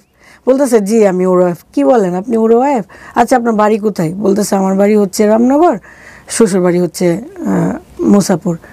আমাকে আপনার ছেলে মেয়ে আছে? হ্যাঁ আমার 2টা ছেলে মেয়ে আছে। এটা সম্পর্ক কতদিন পরে? সম্পর্ক হওয়ার মনে হয় 15 বা 20 দিন। 20 দিনের মাথায়? হ্যাঁ। তখন মানে আমি একদম কান্না করতেছি, ভাত খাইতেছিলাম, ফোন আসার সময়। তখন আমি ভাতে 2টা কিরা কাটলাম যে আর কখনো কোনোদিন কারোর সাথে কথা বলবো না। এরকম করলো মানুষটা আমার সাথে। তো আমার সামনে আমার স্টাফ আছে, ও বলতেছে আপু মানে বিশ্বাস হইতেছে না ভাইয়া এরকম। আচ্ছা ঠিক আছে ভাইয়া আসুক। 10-15 মিনিট পরে আবার ওর নাম্বারে ফোন আসলো। আমি ধরতে চাইতেছি না, ও ধরছে। ভাইয়া আপনার ওয়াইফ ফোন দিয়েছিল, আপনি কি বিবাহিত? এরকম। আল্লাহ খেয়ে বলো সোনালি, ছি। আরে আমি ঘাস কাটতে যাইতেছি, তখন আমার বিআইন বলতেছে, আমার বোনের, আমি তো বোনের বাসায় থাকি, আমার বিআইন বলতেছে ভাই বলি ভাই ফোনটা দিয়া যান একটু ঘাটাঘাটি করি। তো যখন মেয়ের নাম্বার দেখছে তখন ও একটু প্যাঁচ লাগাই দিছে। এখন ও বলতেছে বলি ভাই আজকে দিছি আপনার প্যাঁচ লাগায়, আজ যে আপনার বাড়ি উলি দিব আপনার প্যাঁচ, মানে খুব সুন্দর করে ইজিলি মেনটেন করে ফেললো। আমি তো বিশ্বাস করতে পারতেছি না, একবার মনে হইতেছে ওই মহিলার কথা রাইট, আবার ও এমন ভাবে বলতেছে বুঝার উপায় নেই। তখন আমি ওরে বললাম ঠিক আছে তোমার বিআইন এনে আজকে যা আমার সাথে আবার কথা বলাইবা। রাতের বেলা বলতেছে বিআইন তো শ্বশুর বাড়ি চলে গেছে। তখন আমি বললাম শ্বশুর বাড়ি কই, ওইখানে আমার নিয়ে যাইবা, আমার প্রমাণ চাই। এর ভিতরে বলতেছে আচ্ছা হঠাৎ করে তো একজনের শ্বশুর বাড়ি যাওয়া যায় না, ওর শ্বশুর যদি কিছু মনে করে ও আবার হয়তো 15 দিন পরে আসবো, মানে এরকম ভাবে বুঝাইতেছে। আর ও এমনভাবে আমার সাথে কথা বলতেছে বুঝার উপায় নেই যে ওর ওয়াইফ আছে, বাচ্চা কাচ্চা আছে। কথা বলতেছি, কথাবার্তা হইতেছে, সুন্দর রিলেশন। ও আমাকে বিয়ে করার জন্য পাগল হয়ে গেছে, বিয়ে করতে চাইতেছে। এখন আমি একবার বলতেছি বিয়ে করব নাকি না করব, এরকমভাবে একটা সিদ্ধান্তে আসলাম যে আচ্ছা দেখি কি হয়। আমরা মনে করতেছি যে বিয়ের জন্য আগাবো। এই টাইমে হঠাৎ করে একজন আইসা বলতেছে কি যে আমার স্টাফকে বলতেছে তুমি যার সাথে প্রেম করো তার তো বউ বাচ্চা আছে। স্টাফ বলতেছে আরে আমি প্রেম করি না তো আপু, কি বলো ওনার বউ বাচ্চা আছে? আমি তো মানে অবাক, ওই যে আগে একটা ফোন আজকে আবার এটা, ব্যাপারটা নিতে পারতেছি না। তখন আমি বললাম সজীব চল একটু তাড়াতাড়ি ওদের বাড়িতে যাই, খোঁজখবর নেই। ওরে নিয়ে ওই মেয়েরে নিয়ে আরও 5 জনকে নিয়ে রিক্সা দিয়ে গিয়া পুরা এলাকা ঘুরা ওর ছবি টবি দেখায়া লাস্ট মাগরিবের সময় জানতে পারলাম যে ওর বাড়ি এটা, ওর বউকেও দেখে আসলাম, বাচ্চা কাচ্চা দেখে আসলাম, সব দেখে আসলাম। বিবাহিত? হ্যাঁ। দেখার পরে তো ওকে বিয়ে করার প্রশ্নই আসে না, একে তো গরিব মানুষ, আরেকটা বউ বাচ্চা আছে, এখানে আমি কেন যাব? তো ওনার সাথে আমি কথা টথা বলতেছি না, উনি জোর কইরা হুট করেই আমার পার্লারে ঢুকে গেছে। ঢুকার পরে আইসাই মানে বলাটা আসলে সুন্দর লাগে না, তারপরে পায়ে ধইরা একবারে পা কোনোভাবেই ছাড়তেছে না, প্রায় 1 ঘন্টা কান্না করছে যে আমি তোমাকে বলতে পারি নাই। কেন বলতে পারি নাই? তোমার সাথে মিশার পরে আমি বুঝছি যে তুমি খুব ভালো। আমি আসলে আসছিলাম তোমার সাথে ইয়ার্কি মারার জন্য, কিন্তু তোমার ব্যবহার দেখার পর আমার কেন জানি মনে হইলো এই মেয়েটাকে ছাড়া যায় না, আমি তোমাকে ছাড়তে পারবো না, আর আমি তোমার ওই রকমভাবেই রাখবো। তুমি যদি বলো আমার ওয়াইফকে ছেড়া দিতে, ছেড়া দিমু, কিন্তু আমি তোমার ছাড়তে পারবো না, তুমি দয়া করে আমার ক্ষমা করে দাও। এই জাতীয় সিচুয়েশন যদি আপনাদের জীবনে থাকে তাহলে বুঝবেন যে এই ভবিষ্যতে গিয়ে আরও একজনের পা ধরবে, এরকমভাবে ধৈরা বলবে যে তোমার সাথে ইয়ার্কি করতে আসছিলাম, যে কারণে আমি আগেরটা এখন ছেড়ে দিব। মানে এগুলো যদি প্রেম হয়, মানে প্রেমের ব্যাকে শরৎচন্দ্রের একটা অদ্ভুত সুন্দর একটা উপন্যাস আছে, আমি রাইট নাও নামটা মনে করতে পারছি না, অনেক আগে পড়েছিলাম। পুরো গল্পের টুইস্টটা এত অসাধারণ যে এত সুন্দর প্রেম, এত চমৎকার প্রেম, পুরো গল্প জুড়ে শুধু প্রেম প্রেম প্রেম প্রেম আর প্রেম, লাস্টের দিকে গিয়ে এত জঘন্য একটা সম্পর্ক। এবং সেটা আমার কাছে যখন পড়তে গিয়ে মনে হচ্ছে শরৎচন্দ্র তো অনেক কিছু পড়েছে ওই সময়, শরৎচন্দ্র এইভাবে লিখলো, মানে প্রেমের মধ্যে চুলাচুলি অবস্থা, একজন আরেকজনের মাথার চুল টান দিয়ে ছেড়ে ফেলছে, এত জঘন্য অবস্থা। This is also love, definitely. But love যদি এথিক্সের উপরে উঠে যায়, যুক্তির উপরে উঠে যায়, সেখানে সবসময় একটা কথা মনে রাখা উচিত যে লাভ ইমোশন দ্বারা রান হয়, এবং ইমোশন কখনোই পার্মানেন্ট না, never ever, but ethics permanent, এবং এইটা আপনাকে একসময় ভোগাবে, ডেফিনেটলি ভোগাবে। আমি জানি না ওনার জীবনে কি হয়েছে, একটু শুনি তারপর। হ্যাঁ, আমার তো কথা হচ্ছে ওকে আমাকে এখান থেকে সরাতে হবে। তখন আমি বলতে আচ্ছা ঠিক আছে আমি তোমাকে বিয়ে করব, কিন্তু ও বলতেছে আর এটা তো তুমি আমাকে এখান থেকে সরানোর জন্য বলতেছো, আমি যাওয়ার পরে আবার ফোন দিয়ে বলবা এটা সেটা আমি জানি, তুমি আমার কথা দেবো, এরকম ভাবে যাক আমি ওরে সরাই দিলাম। পুলিশে ধরা দেননি কেন? হ্যাঁ, ওকে পুলিশে ধরা দেওয়া উচিত ছিল। হ্যাঁ, এটাই তো আমার ভুল। তারপরে কি করলেন? হ্যাঁ, পরবর্তীতে ওর সাথে আমার আর কোনো যোগাযোগ নাই। ও গেছে শেষ পর্যন্ত দোকান থেকে? হ্যাঁ, দোকান থেকে গেল নাকি আপনাকে বিয়ে করে যাবে তারপরে? হ্যাঁ, আমাকে যেভাবে ওকে রাজি করাবে আমি বললাম যে ঠিক আছে, মানে তাড়াতে হবে তো। তারপরে 4-5 দিন ফোন দিই না, আর ওর মনে হয় ওইখান থেকে প্রচুর চাপ দিচ্ছে, ও ফোন দেয় না, আমিও দিই না। না দেওয়ার পরে 5 দিনের মাথায় বলতেছে দেখলাম কি হইতেছে, 4 দিন ফোন দিছি না, 4 দিন তুই আমারে ফোন দিছস না, তুই ভাবছস কি তুই আমারে ছেড়ে যাবি গা? মানে দুনিয়া উলট ফালট করে এলাম, যেমনি হোক তুই আমার বউ হইতি না, মানে বুঝাইতেছে কত ভালোবাসা এরকম এসে। এরপরে দেখলাম যে ও ব্ল্যাকমেল করতেছে। হ্যাঁ, আমি হিজড়ারে দিয়া তোরে উঠাই নিয়ে যাবো, হিজড়ারা আইসা বলবো যে মানে এরকমভাবে হিজড়ারে যে আমার ফোন নাম্বার দিছে, আমার ডিটেইলস দিছে, এটা আবার দেখাইছে আমাকে এই মুহূর্তে। হিজড়ারা কি করবে এখানে? হিজড়ার পার্টির সাথে ওর সঙ্গে পঙ্গা আছে। হিজড়ারা এসে আমাকে বলবে যে আপু একটা বউ সাজাবেন, কত টাকা? আমি যদি বলি 5,000 ধরে 6,000, হ্যাঁ ওনারা রাজি, আমাকে সিএনজি করে নিয়ে যাবে, নেওয়ার পরে ওর হাতে তুলে দিবে, আমাকে বিয়ে করবে। ও বুঝাইতেছে যে বাণিজ্য থাকতে কি বিয়ে করবি নাকি না, এরকম ভাবে বুঝাইতেছে। এর পরবর্তীতে যাক আমি ওই যে আমার পার্লারে যে মেয়েটা ছিল ওকে নিয়ে ওর বাড়িতে গেলাম সকালবেলা একদিন, যে ওর বাড়িতে জানাই দিই, তাহলে তো ওরা যখন আরও চাপ দিবে তাহলে ছেলেটা সইরা যাবে। ওইখানে যাওয়ার পরে ওর বউকে বললাম যে আপু একটু ভেতরে আসবো, আপনার সাথে একটু কথা বলবো। বলতেছে আচ্ছা আসেন। তো বললাম যে আপু এমন এমন এই করছে, আপনি যদি ওই দিন আমার ফোন নাম্বারটা রাখতেন আর পরবর্তীতে আমাকে বলতেন যে আপু ওকে আর নেক্সট টাইম ফোন দিছে, তাহলে আর আজকে এত কিছু হইতো না। আপনিও বলেন না, আর ও আমাকে এভাবে এভাবে আগাই নিছে, বোঝার উপায় ছিল না। আচ্ছা যাই হয়েছে হয়েছে, ক্ষতি হইলে আমার হয়েছে, সমস্যা নাই, তবে আমি আপনার হাজবেন্ডকে কখনোই বিয়ে করব না, আপনি নিশ্চিত থাকেন। ওর বুকটার মধ্যে হাত দিয়ে আমি এভাবে সান্ত্বনা দিছি। উনিও কান্না করতেছে যেহেতু হাজব্যান্ড এরকম করতেছে, আমি সান্ত্বনা দিছি সমস্যা নেই, আমি কখনোই বিয়ে করব না। এগুলো বইলা সান্ত্বনা দিয়ে আমি চলে গেছি। রাস্তায় যাওয়ার পরে ওনাকে ফোন দিয়ে আবার নিয়ে আসছে, এই বাড়িতে মহিলা আসছে, তুই তাড়াতাড়ি আয়। উনি আইসা দেখে আমি রাস্তায়, হ্যাঁ তুই আবার এনে আইসস বিচার দেওয়ার লেগে, আবার আমাকে ব্যাকে বাড়িতে আনছে। সবাই বলতেছে এখন যদি আপনি ওর সামনাসামনি থেকে সমাধান না করেন তাহলে ভাববো আপনি দোষী। আবার তো আমাকে ঘরে আসতে হয়েছে, আবার ঘরে আসলাম। ঘরে ঢুকা মাত্রই ওর ওয়াইফ ওর কলারে ধইরা থাপড়াইছে।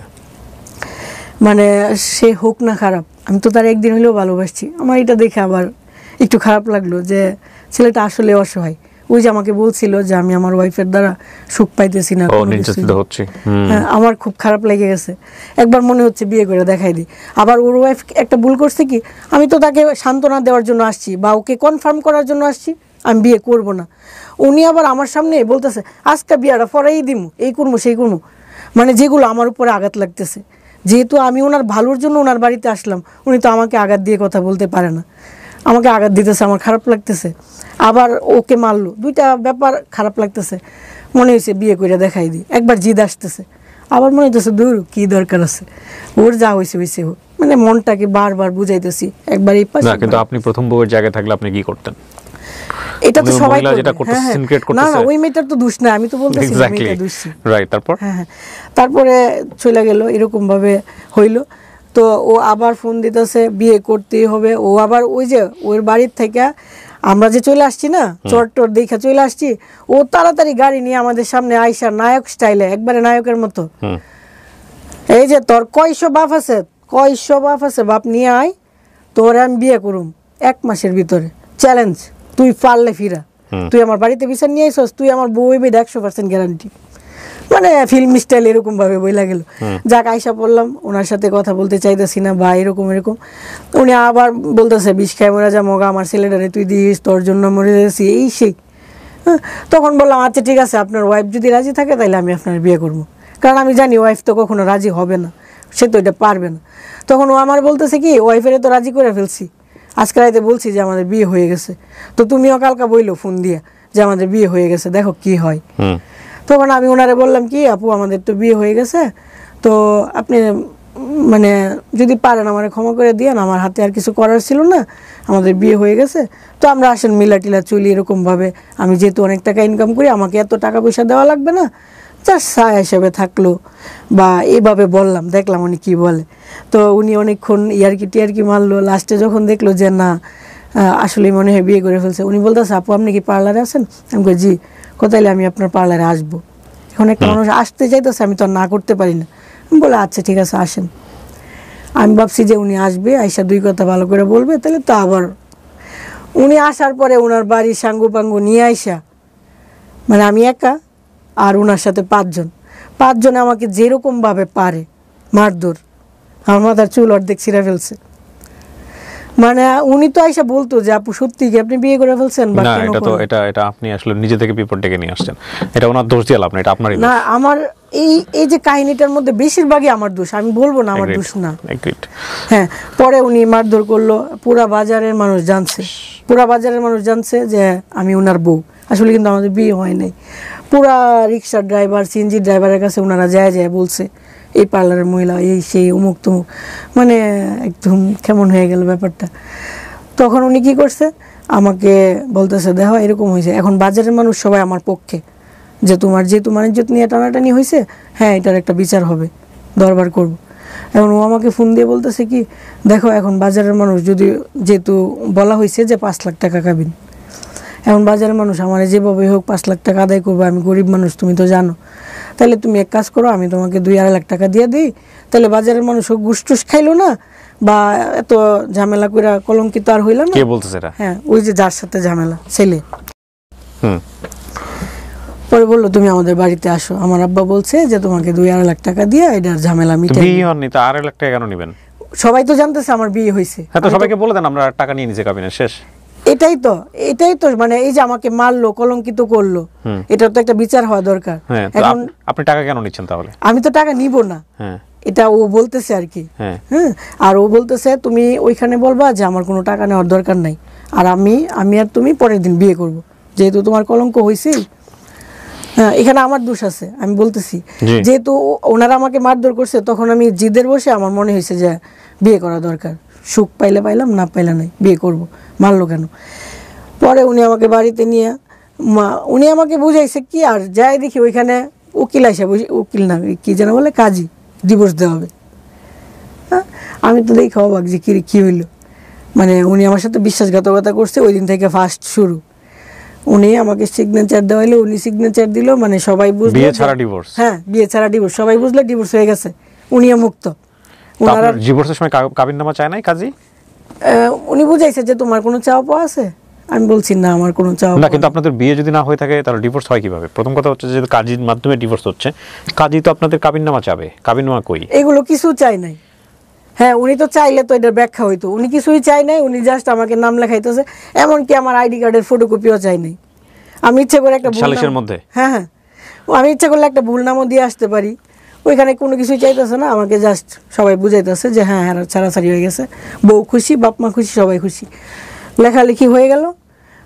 আমি এত রাত্রে কীভাবে বাড়িতে আসবো? আমাকে কেউ মাথায় হাত দিয়ে সান্ত্বনাও দেয় নাই যে মা তুমি আমাদের জন্য এত কিছু করলা, বিয়ে হয়েছে, বিনা টাকায় আমার এখান থেকে চলে যাইতেছো, বা তোমার কলঙ্ক হয়েছে, এই ধরনের কোনো কথা না। আমি বাড়ি থেকে বের হবো কী করে, লজ্জা লাগতেছে, ওনারা কেউ হেল্পও করতেছে না। লাস্ট মুহূর্তে একজনে বলতেছে ওনার একটা গাড়িতে উঠাই দো, পরে রিক্সা দিয়ে বাড়িতে চলে আসলাম। তো বাড়ির সবাই কেউ এগুলো কিছুই জানে না, যা কীভাবে গেল। এখন আমার মাথায় তো ভূত চাপছে যে এখন আমার বিয়ে করা লাগবে, যেহেতু উনি আমার সাথে 2 নাম্বারই করছে। কাকে বিয়ে করবেন? ওই ছেলেকে আবার বিয়ে করবেন? ডিভোর্স দিয়ে আসছেন, তাকে আবার বিয়ে করবেন? মানে বিয়ের আগে ডিভোর্স, তারপর আবার বিয়ে? হ্যাঁ, বিয়ে তো হয় নাই, কলঙ্কিত হয়েছি ওরে বিয়ে না করে।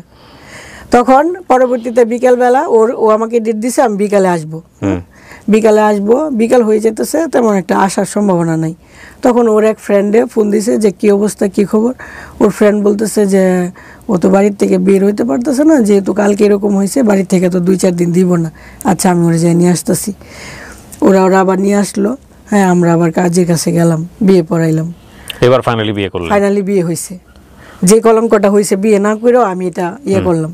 ওই যে 5 লাখ টাকা কাবিন দেওয়ার কথা ছিল, মানে আগেরটা সবাইকে আই ওয়াশ করছে যে ডিভোর্স হয়েছে, যে টেনশনের কিছু না, কিন্তু এলাকার কেউ জানে না, মানে বাজারে এর পরের বার তারা বিয়ে করছে আবার। হ্যাঁ, বাজারে কেউ জানে না যে ডিভোর্স হয়েছে বা এরকম হয়েছে, বা আমার এলাকার কেউ জানে না, জাস্ট ওদের বাড়ির 2-4 জন, বুঝছেন না? তো এরকম হইলো, বিয়ে হইলো। তখন মানে ব্যাপারটা চাইছিলাম যে কয়েকদিন গোপন থাকুক। তো দেখা গেল যে উনি তো আমার সাথে থাকতে গেলে ব্যাপারটা আস্তে আস্তে জানাজানি হয়ে যাবে। এই সপ্তাহখানেক। কত টাকা কাবিননামা হলো? 5 লাখ টাকা। আছে কাবিননামা আপনার কাছে? কাবিননামা নাই, আমার মোবাইলে ছবি আছে। কাবিননামার ছবি আছে? জি। তারপর পরে ছবি আছে। পরে এভাবে যাক, উনি আমার কাছে আসলো সপ্তাহখানেক পরে। আসার পরে যখন 2-3 রাত একসাথে ছিলাম, বাড়ির থেকে ফোন আসতেছে, কই তুমি কেন, মানে ওরা আস্তে আস্তে সন্দেহ করা শুরু করলো। পরে ব্যাপারটা ভাবলাম যে হ্যাঁ, এভাবে লুকায়িত ভাবে সম্ভব না, জানাই দাও, যা হওয়ার হবে। পরে ও জানাই দিল যে হ্যাঁ আমরা বিয়ে করছি। পরে ওনারা আবার আসলো, আইসা বলতেছে আপু কি হয়েছে, যে হ্যাঁ এমন আগে বিয়ে হয়েছিল না, এখন হয়েছে। বললাম একবার তো মারা গেছেন, এখন চাইলে মারতে পারেন, আপনারা যা খুশি করেন। তো ওই দিন আর মারধর করে নাই, এগুলো শুনে ওনারা চলে গেছে। আর আমার যে পার্লারের স্টাফ, তাদের বাড়ি যাইতেছে, ওদেরকে যেন আমার পার্লারে না আসতে দেয়, মানে আমার বিজনেসটা অফ হয়ে যাক, আমার যেন আস্তে আস্তে সবকিছু কম হয়ে যায়। আপনি বিয়ে করার আগে আপনার বাবা মার সঙ্গে কথা বলছিলেন? না। পরবর্তীতে আপনার কি পরিবারের সাথে সম্পর্ক ছিল, আমার নাকি আপনি একাই থাকতেন ওই সময়টাতে? না, পরিবারের সম্পর্ক, আমি তো পরিবারে আসতেছি যাইতেছি সবকিছু তাহলে ঠিকঠাক আছে। পরিবারের বাবা মা ভাই বোন কাউকে জানাননি আপনার এই বিয়ের ব্যাপারে? হ্যাঁ জানে বিয়ের আগে জানতেন? হ্যাঁ, ওনারা বারবার বলতেছে যে বিয়ে করিস না করিস না, সবাই বলতেছে যে করিস না, কিন্তু আমার মাথায় ভূত চাপছে যে আমাকে মারলো কেন। ওকে ফাইন, তারপর? এটার জন্য যাক, পরবর্তীতে ওনারা তো বলতেছে কেন করলি, বা করলে তো এইটা দরকার নাই বা অনেক কিছু। তারপর আমি করছি, করার পরে উনি সব সময় আমার কাছে আসতেছে, এখানে যাইতেছে ওইখানে যাইতেছে, মানে আমার কাছে আসতেছে ওইখানে যাইতেছে, বা আমি ওইরকম ভাবে দিতেছি যাতে গুনাহ না হয়, আল্লাহ যেন না বলতে পারে যে তুমি একা কেন সবকিছু নিচ্ছ। আমার কাছে 7 দিন বা ওর কাছে 7 দিন, এভাবে আসা যাওয়া করতেছে, সবাই জানতেছে। আর ওর ওয়াইফের হাতেও তখন হয়তো বা আর সুযোগ নাই, যেহেতু ও এরকম একটা প্রতারণা করার পরে আমাকে বিয়ে করছে। হ্যাঁ, তখন ওর ওয়াইফ হয়তো ভাবতেছে হ্যাঁ আস্তে আস্তে পরে যেভাবে হোক সরামনে, ওরা এটা মাইনা নিতেছে, আমার কাছে আসতেছে ওইখানে যাইতেছে, সবাই দেখতেছে জানতেছে, সবকিছু নর্মাল, এটা নিয়ে আর কোনো বাড়াবাড়ি হচ্ছে না। একদিন হঠাৎ করে অ্যাক্সিডেন্ট হয়ে গেল, উনি যে গাড়ি চালাইতো গাড়িটা উল্টায় পড়ে ওনার হয়ে গেল। হওয়ার পরে ওনার রাত্রে 11টার সময়, হ্যাঁ যেহেতু প্রেম করে বিয়ে করছি, ওনার প্রতি তো আলাদা একটা টান আছে, আমার খুব খারাপ লাগতেছে যে ওনারে না দেখে আমি কেমনে থাকবো। আজকে উনি অ্যাক্সিডেন্ট হয়েছে, ওনারে দেখতে গেছি, উনি বলছিল যে তুমি ওই যে কি একটা চাউমিন নাকি কি নামটা, ও রান্না করার জন্য খুব পছন্দ করতো। আমি রান্না কইরা রাইখা জাস্ট ফোন দিছি যে আমি রান্না করছি তুমি আসো তাড়াতাড়ি, এমনি শুনি অ্যাক্সিডেন্ট। ওই জায়গায় থেকে ওই খাবারটার দিকে তাকাই আমার খারাপ লাগতেছে। যাক, ওই খাবারটা নিয়ে আমি রাত্রে 11টার সময় ওদের বাড়িতে গেলাম, ও অসুস্থ, ওকে দেখার জন্য। রাত্রে 11টার সময় ওদের এলাকার কেউ সজাগ না, জাস্ট ওর ওয়াইফ, ওর আব্বা আম্মা, মানে ওদের ফ্যামিলির, যেহেতু ও অসুস্থ হাসপাতাল থেকে বাড়িতে গেছে। যাওয়ার পরে ওনার ওয়াইফ মানে আমাকে দেখার পরে একটু রাগারাগি করতেছে, পুরো এলাকার মানুষের সজাগ বানাই ফেলছে। পুরো এলাকার মানুষরা এসে আমাকে অনেক গালাগালি করতেছে, যে মানে অনেক বাজেভাবে গালাগালি যা পারে। তারপরে আমি ওনাকে খাবারটা দিয়ে চলে আসছি যে আমি তোমার জন্য রান্না করছিলাম, তুমি যদি না খাও আমার খারাপ লাগবে, তুমি খায় নিও। তো কান্না টান্না করে চলে আসছি। তো আইসা আবার পার্লারেই ঘুমাইলাম, থাকলাম। তো এর ভিতরে উনি কি হইলো, উনি কিন্তু আমাকে কোনো বাসা করে দেয়নি, আমরা ওই যে পার্লারেই থাকতাম। আমার পার্লারে উনি একবার থেকে অভ্যাস হয়ে গেছে, ওনার কাছে মনে হলো যে আর টাকা খরচ করার দরকার নাই। উনি আমাকে কোনো হাঁড়ি পাতিল কিনা দেয় নাই, কোনো গ্যাসের চুলা কিনা দেয় নাই, শীত আসছে কম্বলও না। মানে ওনার কাছে চাইতেছি, চাইলে বলতেছে আমি তো তোমার টাকা পয়সা দিতে পারি না, সব ইনকামের টাকা তো বাড়ির চলে যায়, কারণ বাড়ির থেকে বলা হইতেছে যে টাকা যেন ওর হাতে একটা টাকাও না দেয়। আমার হাতে কোনো টাকা দেয় না, জাস্ট সিগারেটের জন্য টাকা দেয়, কারণ আমি তোমাকে কিভাবে দিব, এভাবে বলতেছে। যাক, আমিও বিশ্বাস করতাম, আমার ইনকামের টাকা দিয়ে চলতাম ফিরতাম এভাবে।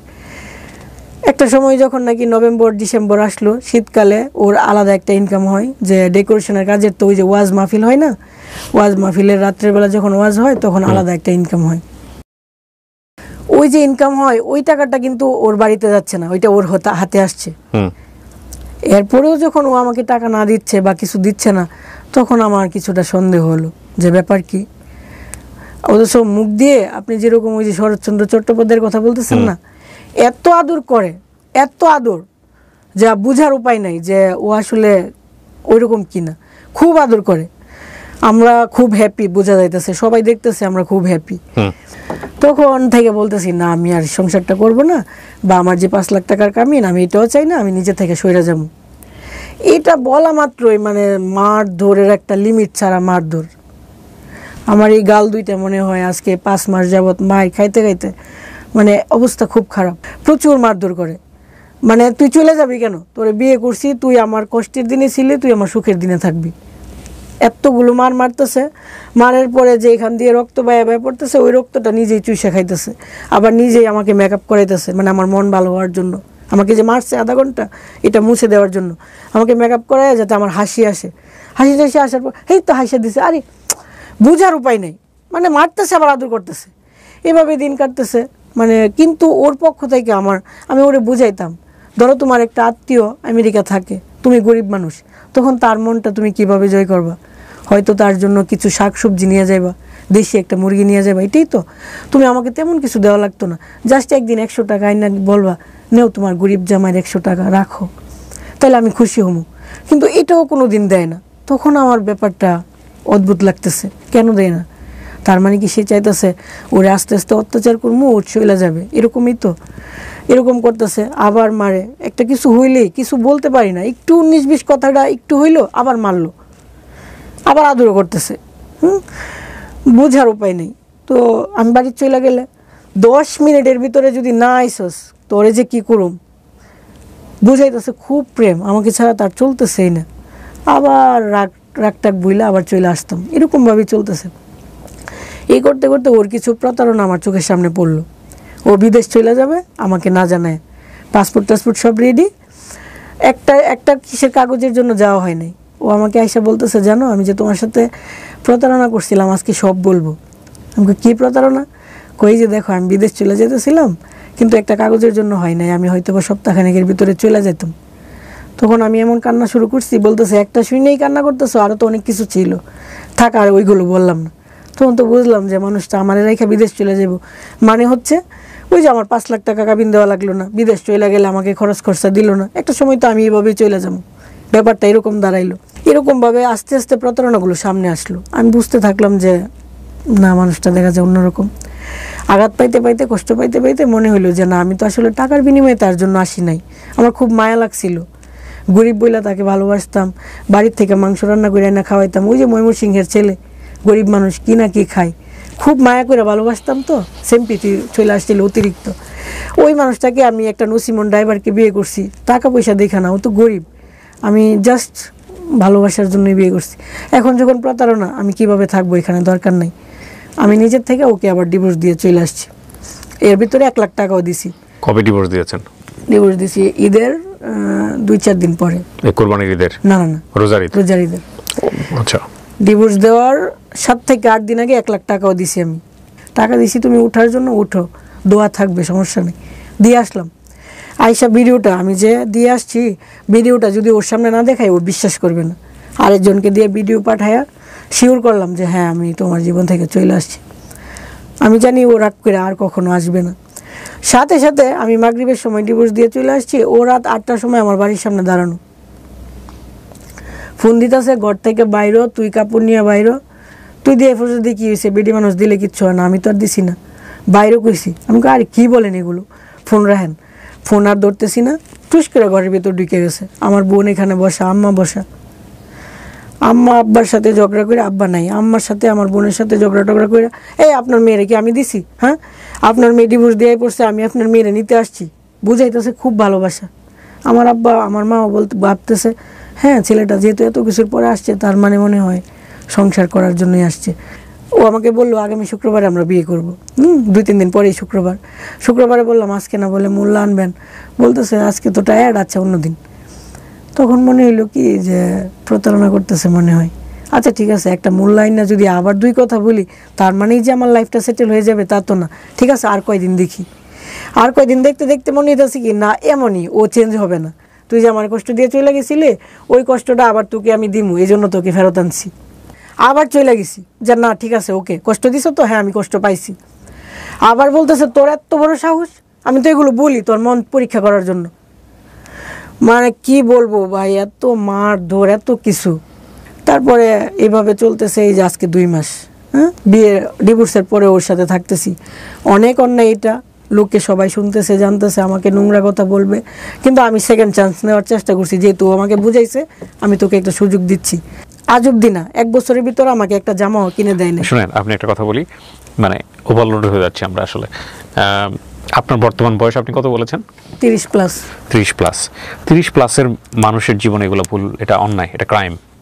আপনি যেগুলো বলতেছেন এগুলো 15, 16, 17, 18 বছরের বাচ্চার গল্প হলে ঠিক আছে, আমরা বুঝতে পারতাম যে ও টিনেজার, ও যেগুলো করতেছে সেগুলো ঠিক আছে, ওগুলোর জায়গা থেকে ওর মানসিক পরিপক্কতা আসে না, সেটা ঠিক আছে। বাট 30 প্লাস অধিকের একটা মানুষ, এবং যার জীবনে যার একটা বাচ্চা আছে, সংসার আছে, তারপরে সে প্রেমের জন্য এত কিছু ভুল করে ফেলবে, এগুলো ভুল না, এগুলো ক্রাইম। আমি সরি, আমার জায়গা থেকে বিষয়টা এরকমই। আপনি ধরেন এসে গল্পটা বলে গেলেন, তো ছেলেটা আপনাকে এটা করেছে, ওটা করেছে, ওটা করেছে, এটা করেছে, ওই ছেলে যদি এখানে বলতো, ওই ছেলেও আপনার এগেইনস্টে 100টা কথা বলতে পারতো।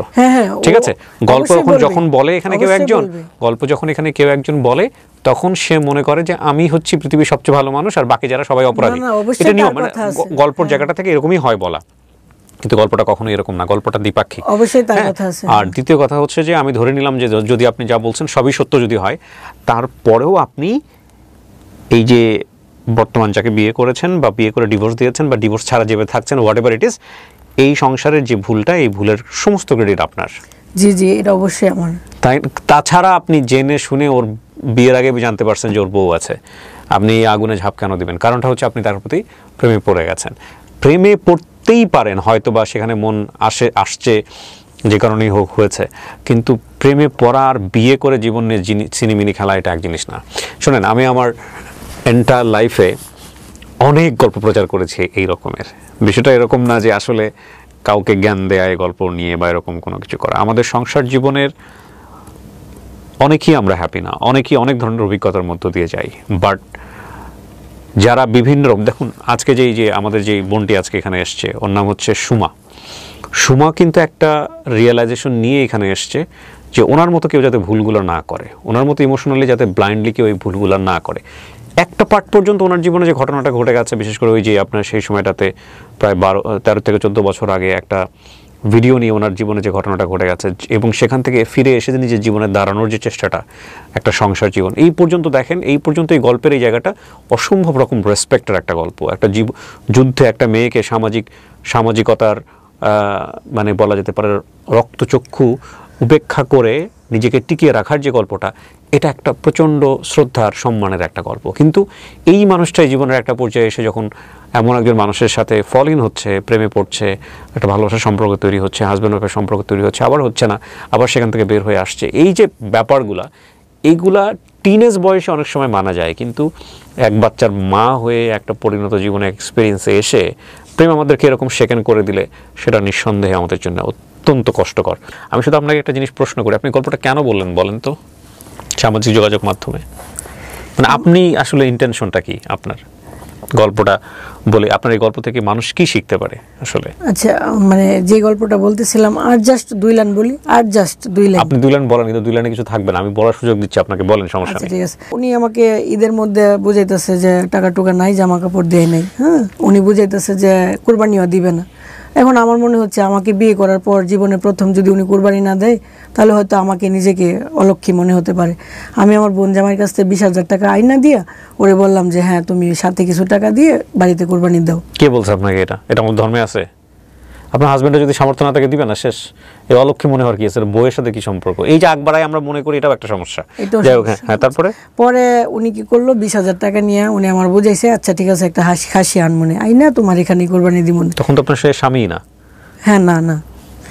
তারপরে করলো, এটা করার পরে উনি 2-3 বাজার ঘুরে আমাকে বুঝাইলো আমি খাসি টাসি পাই নাই, টাকা আইনা ফেরত দিয়ে দিছে। হ্যাঁ, ঈদের আগের দিন রাত্রে আমাকে রাইখা চলে যেতেছে, বলতেছে যে আমি বাড়িতে যেতেছি, তুমি থাকো।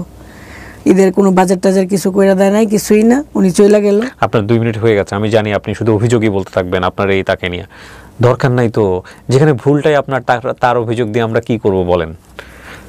এখানে কিন্তু আগাগোড়ায় ভুলটাই আপনারই, আপনি সেটা স্বীকার করেন? হ্যাঁ হ্যাঁ, অবশ্যই। যদি স্বীকার করেন তাহলে মূল কথা হচ্ছে যে ঘরের দরজাটা বন্ধ থাকার কথা ছিল, সেই ঘরের দরজায় এমন একজন এসে টকটক করছে, আপনি জানতেনই সে ঘরের মধ্যে ঢুকলে সে একটা ক্রাইম করবে। সে ঘরের মধ্যে ঢোকা মানে হচ্ছে আপনার ঘরটাকে নষ্ট করে দেওয়া, ছিন্ন বিচ্ছিন্ন করে দেয়া। আপনি এটা জানতেন দরজাটা খোলার আগে। এরপর যদি আপনি দরজাটা খোলেন, সেই অপরাধটা কি আপনার না ওর? আপনি আমার জাস্ট এই প্রশ্ন পুরাটাই আমার। আপনার না? তাহলে আর ওকে অভিযোগ দিয়ে লাভটা কি? ওর বিরুদ্ধে আর বলে লাভটা কি? না না, বলে লাভ নাই, কিন্তু এটাই যে আমি যে ভুলগুলো করছি, এই যে বুকামি, এত কিছু লাইফে, এত ধাক্কা খাওয়ার পরেও কিছু শিখতে পারি নাই, বুঝতে পারি নাই। এখন যখন আবার রাস্তা দিয়ে হাঁটবো, একটা তো ঘটনা আছে, একটা হাজবেন্ড। আপনাকে একটা প্রশ্ন করি, আপনি একটা সৎ একটা উত্তর দিন। হ্যাঁ, একদম মন থেকে, আমি বিশ্বাস করি আপনি সেই উত্তরটা দিবেন। আপনি ওকে ভালোবাসেন এখনো?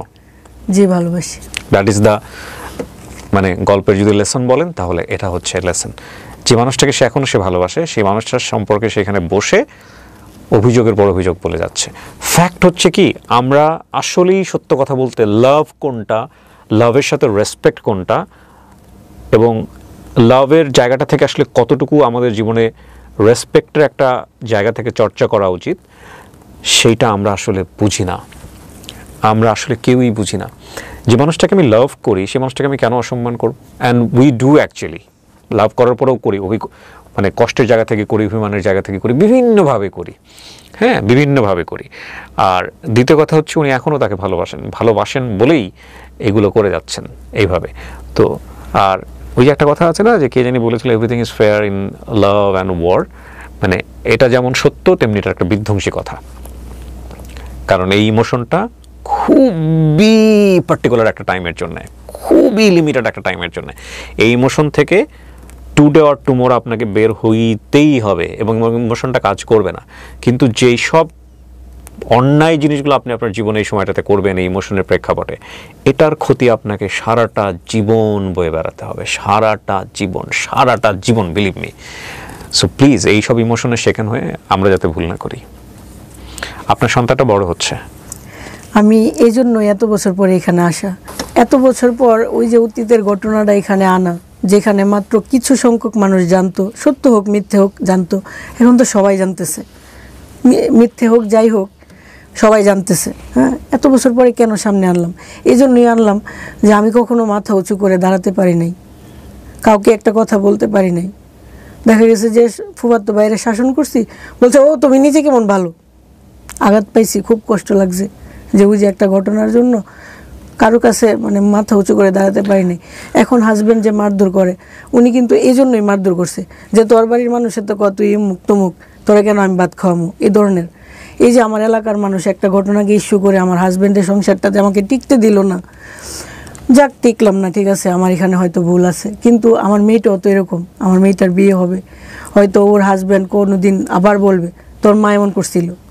এই যে মিথ্যেটা আমি বয়ে বেড়াইছি, এটা আমার মেয়ে আবার বয়ে বেড়াবে। সম্পর্কটা যখন খারাপ হয়ে যায় দুজন মানুষের মধ্যে, তখন মানুষের এই দুর্বল জায়গাগুলো নিয়ে কথা বলতেই মানুষ পছন্দ করে। তখন আমার মেয়েটা এরকম সব আপনার হাজবেন্ড যে ভদ্রলোক যে কথা বলছেন, উনি যখন ভালো থাকে, যখন ভালো মুডে থাকে আপনার সঙ্গে, তখন আপনাকে সে সম্মান করে না, আপনাকে আদর যত্ন করে না? করে তো। ঠিক তখনই মানুষটা যখন মেজাজটা বিগড়ে যায়, তখনই সে পুরো একদম জঙ্গলি জানোয়ারের মতো হয়ে যায়, রাইট? এখন কথা হচ্ছে কি, এই দুইটা জায়গার মধ্যে ব্যালেন্স রাখাটা খুব জরুরি। আমরা সেটা করি না। আমাদের কাছে মনে হয় যে ঠিক আছে, আমাদের একটা পাত্রে আমরা খাচ্ছি, এবং এটা কিন্তু এটাও কিন্তু আমরা দেখবেন যে বায়োলজিক্যালভাবেই কেন জানি আমরা পাইছি। মজার বিষয় হচ্ছে, আমরা একটা পাত্রে খাচ্ছি এবং এই পাত্রটা যেটা আমরা ওই পাত্রেই দেখা গেল মানে এক ধরনের ভমিটিং করে চলে যাচ্ছে, এরকম একটা অবস্থা। আমরা ব্যালেন্স রাখতে পারি না এবং আমরা মনে করি না যে নেক্সট এই জিনিসটা আমার প্রয়োজন। হ্যাঁ, বিশেষ করে আমি যখন ইমোশনালি একটা মানুষের প্রতি ফল করছি, তুমি ছাড়া আমার পৃথিবীতে আর কেউ নাই, তুমি ছাড়া আমার চলবে না, একদম দুনিয়া উথাল পাতাল হয়ে যাচ্ছে। আবার যখন অপছন্দের তালিকায় চলে যাচ্ছে মানুষটা, ওর চেহারার দিকে তাকাবো না। এই দুটোর মধ্যে ব্যালেন্স করাটা খুবই জরুরি, এবং ব্যালেন্স হয় না বলেই জীবন কখনো কখনো খুবই সুন্দর, কখনো কখনো মারাত্মক অসুন্দর। ওই যে আপনি তো আপনার একটা হাজব্যান্ডের সংসার করে আসছেন, যার শরীরটা পচে গেল, মারা গেল, উনি তো আপনার কাছে অসাধারণ একটা মানুষ, তাই না? অবশ্যই সারা জীবন তাকে আপনি রেসপেক্ট করে যাবেন। প্রেম যতই থাকুক না কেন, ইমোশন যতই থাকুক না, যত লাভই করেন না কেন, আপনি বিয়ের ক্ষেত্রে কখনোই ভুল সিদ্ধান্ত নেওয়া উচিত না যৌক্তিকভাবে। এটা আপনি বলবেন কি বলবেন না বলেন? জি অবশ্যই। আপনার দ্বিতীয় বিয়েটা যেটা, এটা ভালো সিদ্ধান্ত ছিল না? এটা অবশ্যই ভুল সিদ্ধান্ত ছিল। আমি এই গল্পগুলো এখানে এটা বলার কারণ হচ্ছে কি, এই যে আমি যখন আবার রাস্তা দিয়ে হাঁটবো, লোকে বলবে ও তো স্বামী সংসার করতে পারে নাই, বা 12 হাঙ্গাল নিতে। আপনি চেহারা মানুষের মুখ বন্ধ করতে পারবেন না তো, মানুষের মুখে। এবং কেউ ফেরেশতা না, শুনেন, প্রত্যেকের জীবনেই আছে। কারোটা আমরা হয়তো জানি, কারোটা আমরা জানি না। আর আমরা বিচার করতে পছন্দ করি, আমরা মানুষকে নিয়ে কথা বলতে পছন্দ করি, ওগুলো বাদ দেন। ওগুলো নিয়ে আপনি যদি চলতে চান, আপনি পাগল হয়ে যাবেন। কিন্তু আমার ওকে ছেড়ে দেওয়ার মধ্যে সব থেকে মেন কারণ ছিল ওই যে লোকে আমাকে বলতেছে যে আমি কারো সংসার নষ্ট করছি, বা বিভিন্ন ভিডিও তাহলে আপনার বিয়ে করাটাই উচিত হয় নাই। হ্যাঁ, বিভিন্ন ভিডিও আসে যে মানে খারাপ মেয়েরাই দ্বিতীয় বিয়ে করে, বা এগুলো দেখার পরে আমার খুব খারাপ লাগে। সেজন্য আপনার সেকেন্ড বিয়েটার ক্ষেত্রে আপনার একটু ঠান্ডা মাথায় সিদ্ধান্ত নেওয়া উচিত ছিল।